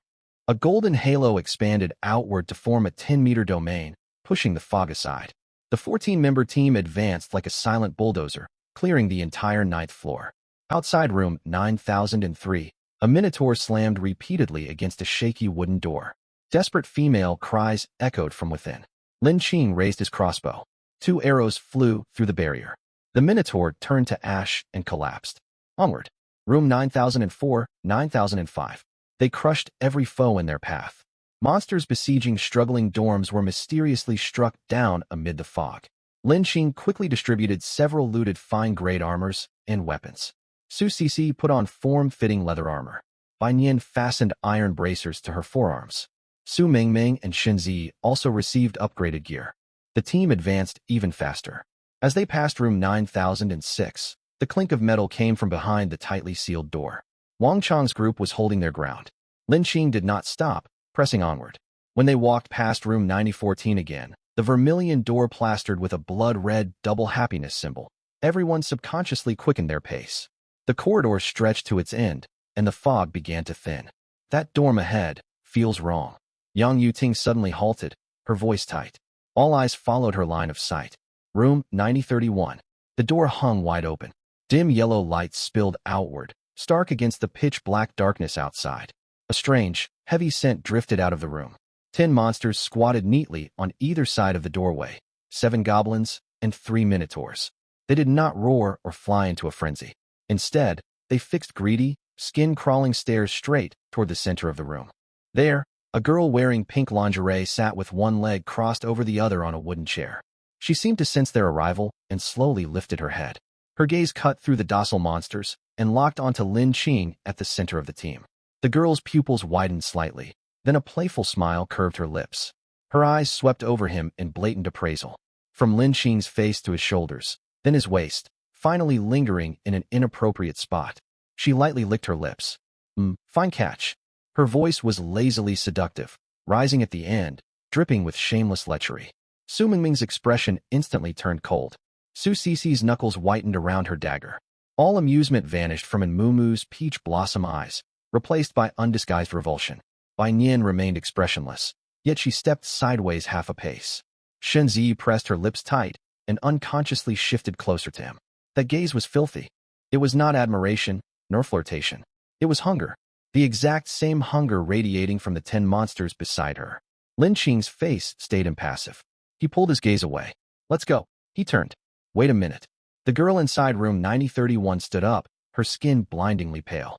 She tilted her head, her voice cloyingly sweet. Handsome, won't you come in? It's very safe here. Scram. Lin Qing did not look back, leading the group to retreat. Behind them, her tinkling giggles echoed through the corridor before being swallowed once more by gray fog. So fierce, but I like that. Back in room 9001, the bone gate slammed shut. Su Sisi wiped her blade, her tone icy. What kind of talent does that woman have? She's creepier than the monsters, draining your sanity just looking at her. It doesn't feel like standard charm magic. And Mumu rubbed her arms, disgusted. More like she traded herself away for temporary control over beasts. Lin Qing sank into the high-backed chair and spoke calmly. Enough speculation. Whatever monster she is, if she dares come near us, we'll send her straight to ashes. Right then, the door to the private chambers opened, and Mushi strode into the main hall. As she passed in Mumu, she quickly made a hand signal at her side. A flicker of emotion crossed in Mumu's eyes. A sly smile appeared on her lips, gone in an instant. Everything was ready. They only waited for nightfall. And Mushi steadied her breathing and stopped before Lin Qing. All the newly dropped illumination crystals have been set up. She pointed toward the ceiling. Pale yellow crystals cast steady warm light. One placed in the main hall and each private room. And Mushi pulled up the dorm's central screen and opened the announcement board. Bad news. While we were out, helping others, the system sent an alert. Blood-red text blazed at the top of the screen. Region-wide warning, cold disaster countdown activated. At midnight tomorrow, regional temperatures will plummet sharply to 0 degrees Celsius. 5 days later, temperatures will drop to minus 40 degrees Celsius. All survivors must stockpile warm supplies. The elimination phase is about to begin. Lin Qing raised an eyebrow. The cold wave would arrive in 5 days, with temperatures starting to fall tomorrow. This damned system was about to wipe out large numbers of incompetent survivors. Lin Qing made an immediate decision. Cancel the dungeon run tonight. Rest well. Tomorrow we have one single objective: scavenge all cold-resistant materials, fuel, and high-calorie food. Understood, the girls replied in unison. At that moment, Shunzi walked over carrying a large iron pot. Dinner's ready. Mutated tiger prime meat. Only days ago they were ordinary university girls. Yet now all of them scrambled for food with bloodshot eyes. If you're lazy about meals, there's something wrong with your head. Lin Qing held a big bowl of amber broth. Scalding warmth surged down his throat and spread to every limb, chasing away the chill. Chewing meat, he opened the regional trading market. He let out a dry huff. Dirty water that sold for 10 silver coins yesterday could not attract a single buyer even at 1 silver coin today. The economic system had collapsed completely. Anyone who survived this long had learned to think clearly. Trash low-tier gear isn't worth a dog's time. Yet no one's willing to sell high-end weapons. Lin Qing scanned the team's assets. 135 gold coins. This staggering sum would make most players grovel on the spot if word got out. But what he really wanted was to find out just how massive the predators lurking were. Lin Qing pulled out a slab of mutated tiger prime meat, roughly 3 taels in weight, from his backpack and listed it on the trade house. Next, he typed in a price. And Mumu had just swallowed half a mouthful of soup. At the sight of the figure, she nearly spat. Ahem, 500 gold coins? Her peach blossom eyes widened. Bro, are you trying to sell meat? This is straight-up robbery. You're just tossing in a slab of meat as a bonus. Su Sisi was equally stunned, utterly baffled. 500 gold coins for 3 taels of meat. Lin Qing leaned back in his chair and slowly blew on his soup. Su Sisi narrowed her eyes. Have you lost your mind? Nobody's buying this. Whether someone buys it or not doesn't matter. Lin Qing tapped the screen lightly, a playful glint in his eyes. Last time was just scouting. This time, we're stirring up the pond to catch the big fish. Stirring up the pond? And Mumu's eyes lit up. To find the current spending ceiling. Lin Qing stared at the sky-high listing, his gaze frighteningly calm. If no one buys it, that means the maximum wealth of the affluent players right now hovers around 100 gold coins. But if someone takes the offer, a cold smirk tugged at his lips. That means some teams have already begun stockpiling high-tier resources, preparing to weather the cold wave. What? What if it gets bought instantly? Bai Nian frowned and asked. Everyone in the hall held their breath. Lin Qing spoke slowly, his voice quiet yet hammering heavy on every person's heart. That would mean a true powerhouse hides in this zone. The funds they command far exceed what we can imagine. We aren't fishing for ordinary fish. Lin Qing fixed his gaze on the tiger meat priced at 500 gold coins, his expression growing colder by the second. We're hunting the monsters lurking deep under the surface. The moment his words faded, that lone listing on the trade interface suddenly flickered. Dorm room 6002, zone 91. Ruanruo stared at the steaming, mutated tiger prime meat on the porcelain plate, puffing out her cheeks in anger. Greedy capitalist, crooked merchant. Once Brother Lin gets his hands on you, I'll hang you upside down on a street lamp to dry. Ruanruo sank into a huge pink plush sofa, her feet resting on a wool carpet so thick it buried the tips of her shoes. Every time she woke up, her talent automatically granted her gold coins. What's more, her talent came with an exclusive mall, where she could purchase basic materials, blueprints, and weapons for the time being. With money, she could do whatever she pleased. She had transformed the entire dorm 6002 into a miniature castle by pouring in wealth. Crystal chandeliers, solid wood walls, cushioned sofas, steaming black tea. To Ruanruo, the apocalypse was merely an annoying new place to Miss Lin Qing. She twisted her wrist. A fine-grade dagger shimmering with blue light landed in her palm. She used the blade to slice the prime meat into small chunks and lifted them to her cherry lips. Ruan Ruo chewed the meat, tasting nothing but ash. 2 days. 48 whole hours, and she hadn't laid eyes on brother Lin Qing. No one ruffled her hair. No one called her fool in that lazy drawl of his. She bit the nail of her thumb, her eyes turning red. She missed him terribly. The longing ached down to every crevice in her bones. On the other side of the hall, more than a dozen girls huddled together, their faces pale. The cold wave arrives tomorrow. Monsters roam outside. Stepping out equals death. The speaker was Chun Man, who had awakened the S-rank talent Storm Swordswoman. Short-haired, clad in black combat gear, she gripped an ordinary grade iron sword. She boasted top-tier talent, yet she hadn't stepped foot past the dorm gate for 2 whole days. When monsters bashed against the doors, everything relied on Ruan Ruo's money.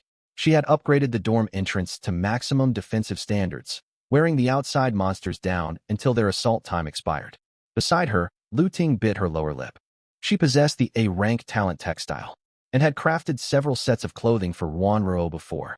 Her voice trembled weakly. We have food bought by Ruo, and we can purchase cold-resistant supplies too. Worst case, we wait for Lin Qing to find us. That's right. Another girl nodded at once. Lin Qing is so clever. He's bound to find us.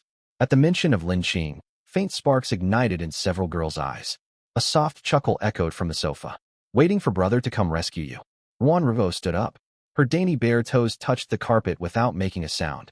Her fine-grade mage robe glowed faintly, silencing all 6 girls instantly. She walked over to Chun Man and tilted her head to look at her. And then what? When he arrives, you'll latch onto him and offer yourselves for nothing? Chun Man paled and stepped backward. Whoosh. The blue blade sliced past Chun Man's ear. The dagger embedded itself in the solid wood wall, strands of cut hair drifting through the air. Ah! Chun Man's legs buckled, and she slumped onto the floor. Lu Ting opened her mouth. Ruoyu. Shut up. Ruan Ruo looked down at her, her cute childish tone edged with icy mockery. I think you all fail to understand how many she-wolves in heat hang around brother right now. That possessive mad dog Su Cici, that scheming vixen in Mumu, Shen Zi, Su Mingming, even squad leader Bai Nian. With every name she spoke, the coldness in her gaze deepened. Every single one of those 15 charmers covets brother Lin Qing. They held back out of decency before. But what about now? She stared down at Chun Man. This is a survival world. There are no laws, no morals. Who will cling to reserve? The girls' faces turned ashen. Ruan Ruo clenched her fists. The thought of Lin Qing surrounded by those women, tricked and taken advantage of by them, made her so jealous she wanted to bite someone. Brother Lin Qing was far too gentle. Those seductresses would definitely force their way into a committed relationship. You can wait for brother to save you, if that's what you want. Ruan Ruo sneered. But what do you have to compete against Su Cici and the others? They fought alongside brother through life and death. You sit here idly, living off others' efforts.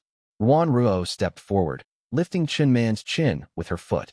With your useless selves, too scared to even step out the door, how can you compete with those 15 charmers for him? When brother graces us with his presence, you won't even be worthy to knee and lick his shoes. Chun Man's eyes reddened, biting her lip hard. Lu Ting clutched the hem of her clothes, her shoulders shaking nonstop. Then, what should we do? Chun Man's voice cracked with tears. Clang, clang. 10 ordinary grade-long swords crashed onto the floor, thrown down by Ruan Ruo. Starting tomorrow, grab your weapons and get out there to slay monsters. Ruan Ruo turned and walked back to the sofa. She crossed her legs and picked up the black tea on the table. Anyone who hesitates even one step, I will personally cut their legs off and toss them outside to feed the goblins. She took a sip of tea. These cowards were timid, yet several of them possessed decent talents. She would use gold coins, weapons, and resources to forge them into elite fighters. When the day came she met Lin Qing, she would bring this all-female army loyal only to him before his eyes. As for those 15 women sharing the same dormitory as brother, Ruan Ruo squeezed her teacup tight. They could stay alive. The stronger they were, the safer brother would be. But if they dared to shut her out, she would teach them who deserved to stand beside him. Ruan Ruo opened the regional trade panel. The purchase record for mutated tiger prime meat still glowed on screen. The seller was anonymous. To obtain fine-grade mutated beast prime meat the very next day, the seller must have ventured into far more dangerous territories. Brother was suffering somewhere unknown right now. She had to gather high-tier intelligence about this zone as soon as possible to find him. Ruan Ruo tapped open the private message box for the anonymous seller. Dorm room 9001. Lin Qing leaned back against his chair, staring at the trade panel. That listing flickered. Transaction successful. Funds received, 500 gold coins. Silence hung over the hall. Su Cece folded her arms and let out a cold huff. Someone actually bought it? 500 gold coins for 3 tails of meat. Is this person rolling in money and out of their mind? Lin Qing ignored her comment. He stared at the 500 newly added gold coins in his account, his gaze calm and unfathomable. Anyone who could casually spend 500 gold coins at this stage must possess an outrageously powerful talent. Ding. You have received a private message from the buyer. Lin Qing opened it. Crook. I'll buy all your meat. Furthermore, pay 1,000 gold coins, and I want intelligence on the outside and information regarding monsters. A blunt, straightforward line. Multiple pairs of eyes locked onto the number on the screen. 1,000 gold coins. They had fought tooth and nail to slay dozens of monsters. All the silver coins they looted converted to merely 37 gold coins. Adding the 500 from selling that slab of prime meat, the dorm's total assets barely topped 600. The other party offered 1,000 straight away. Bai Nian lowered her voice. Lin Qing, this person is no ordinary foe. Lin Qing stroked his chin. Naturally not. Su Mingming tugged his sleeve and whispered. Should we sell the information? Yes. Why not? This is an exclusive intel. Lin Qing focused his mind, and words slowly appeared in the dialogue box on the central hologram screen before him. Beyond Block 0 lies the dark violet forest. The Black Sea on the opposite side is a restricted zone. Additional intelligence. Elite berserk orcs inhabit the forest. As a bonus for the 1,000 gold coins, inside the forest, never approach glowing ground. He sent the message. The next second, funds received, 1,000 gold coins. Su Cece's eye twitched. Even robbing a bank can't earn money this fast. Right after she spoke, the sound of water drifted over. It was followed by suppressed, uncontrollable exclamations from the girls. Wait, my set isn't dry yet. Stop grabbing that. This is my only one. I've worn this for 2 days. I'll go crazy if I can't wash it. With the cold wave drawing near, clothing had become a genuine crisis. Although Dorm 9001 had expanded the bathroom, every girl had been wearing the same undergarments for 2 days. Washing them was non-negotiable. The problem was, what would they wear once their clothes were soaking wet? Lin Qing tried to pretend he heard nothing. In the next instant, the bathroom door swung open, and Mumu sauntered out slowly. Water dripped from her hair. She wore an oversized outer coat draped over her body. The coat remained unbuttoned. 3 adhesive bandages stuck to her skin were clearly visible underneath. The short dagger in Su Cece's hand clanged sharply against the tabletop. And Mumu blinked, feigning complete innocence. What? My clothes are being washed. The buttons on Mumu's coat seemed nothing more than decoration. The 3 bandages were arranged in a visually striking pattern, covering only the most vital spots. Vast stretches of smooth, pale skin shimmered with tempting sheen beneath the warm yellow lighting. Lin Qing felt as if a silent tiger roar crashed straight into his eyes. His brain froze on the spot. His train of thought ground to a halt, his breath catching in his throat. In his field of vision, only that breathtaking stretch of white remained. Plop! A drop of warm liquid slid down the tip of his nose and landed on the back of his hand. Too much. Far too much. The sight had triggered a nosebleed. Lin Qing, a scream boiling with rage, nearly tore the ceiling apart. Su Cece completely lost her temper. She shot to her feet, sending her chair tipping backward with a shrill crash. She stared at the splash of crimson on Lin Qing's hand, then whirled toward Mumu. And Mumu's face wore an expression of fake purity. Fury blazed in Su Cece's eyes. And Mumu, have you no shame at all? Shame? And Mumu tilted her head. Far from looking embarrassed, she stretched out a slender index finger and lightly tugged the coat slipping off her shoulder. She fluttered her alluring peach blossom eyes, smiling like a fox that stole chicken. Cece, what's wrong? My clothes are in the wash. What else am I supposed to do? Besides, everything that needs covering is covered. Isn't this perfectly normal? You. Su Cece trembled all over in anger. Veins bulged on the back of her hand gripping the dagger. She wanted to retort, yet found herself lost for words. Reasoning with a seductress of Mumu's caliber was like playing the lute to a cow. You did this on purpose. Su Cece struggled for a long time before forcing out the sentence. Yep. And Mumu admitted openly. Her gaze drifted past Su Cece, locking firmly onto Lin Qing. Her voice turned soft and seductive. I just wanted to see if our dorm leader could keep his composure facing this little scene. She darted her tongue out to lick her lips gently. Judging by what I see, it seems he can't hold it in very well. Hey, that's enough. How could anyone stay calm under this? This was no longer a matter of self-control. Someone was going to lose their head. Get back inside and put clothes on right now. Su Sisi snapped, grabbing a wooden cup off the table ready to hurl it. All right. Everyone calm down and stop arguing. Bai Nian's head throbbed. She hurried forward to restrain the enraged Su Sisi. If this fight escalated, they wouldn't have to worry about the cold wave. Civil war would break out. Shen Zi and Su Mingming rushed over as well. One held Su Sisi's arm, while the other, blushing deeply, pushed Mumu back toward the bathroom. Fine, I'll stop teasing everyone. And Mumu giggled, letting Su Mingming usher her inside. Before the door shut, she tossed Lin Qing a flirtatious glance. Dorm leader, remember to head to bed early tonight. Bang! The bathroom door slammed closed. A deathly silence filled the hall. Every pair of eyes focused on Lin Qing and Su Sisi. Su Sisi's chest heaved violently, crimson spreading around her eye sockets. The atmosphere in the hall was unbearably awkward. The girls exchanged nervous glances, none daring to utter a word. Su Mingming walked to Lin Qing's side, tugging the hem of his shirt with her small hand and speaking softly. Lin Qing, don't be mad at Sisi. She just cares about you too deeply. Lin Qing wiped away the blood. He let out a long sigh, feeling utterly drained. He let out a bitter laugh and ruffled Su Mingming's hair. I know. How could he not understand? Yet knowing the truth was one thing, handling it was another entirely. Night fell.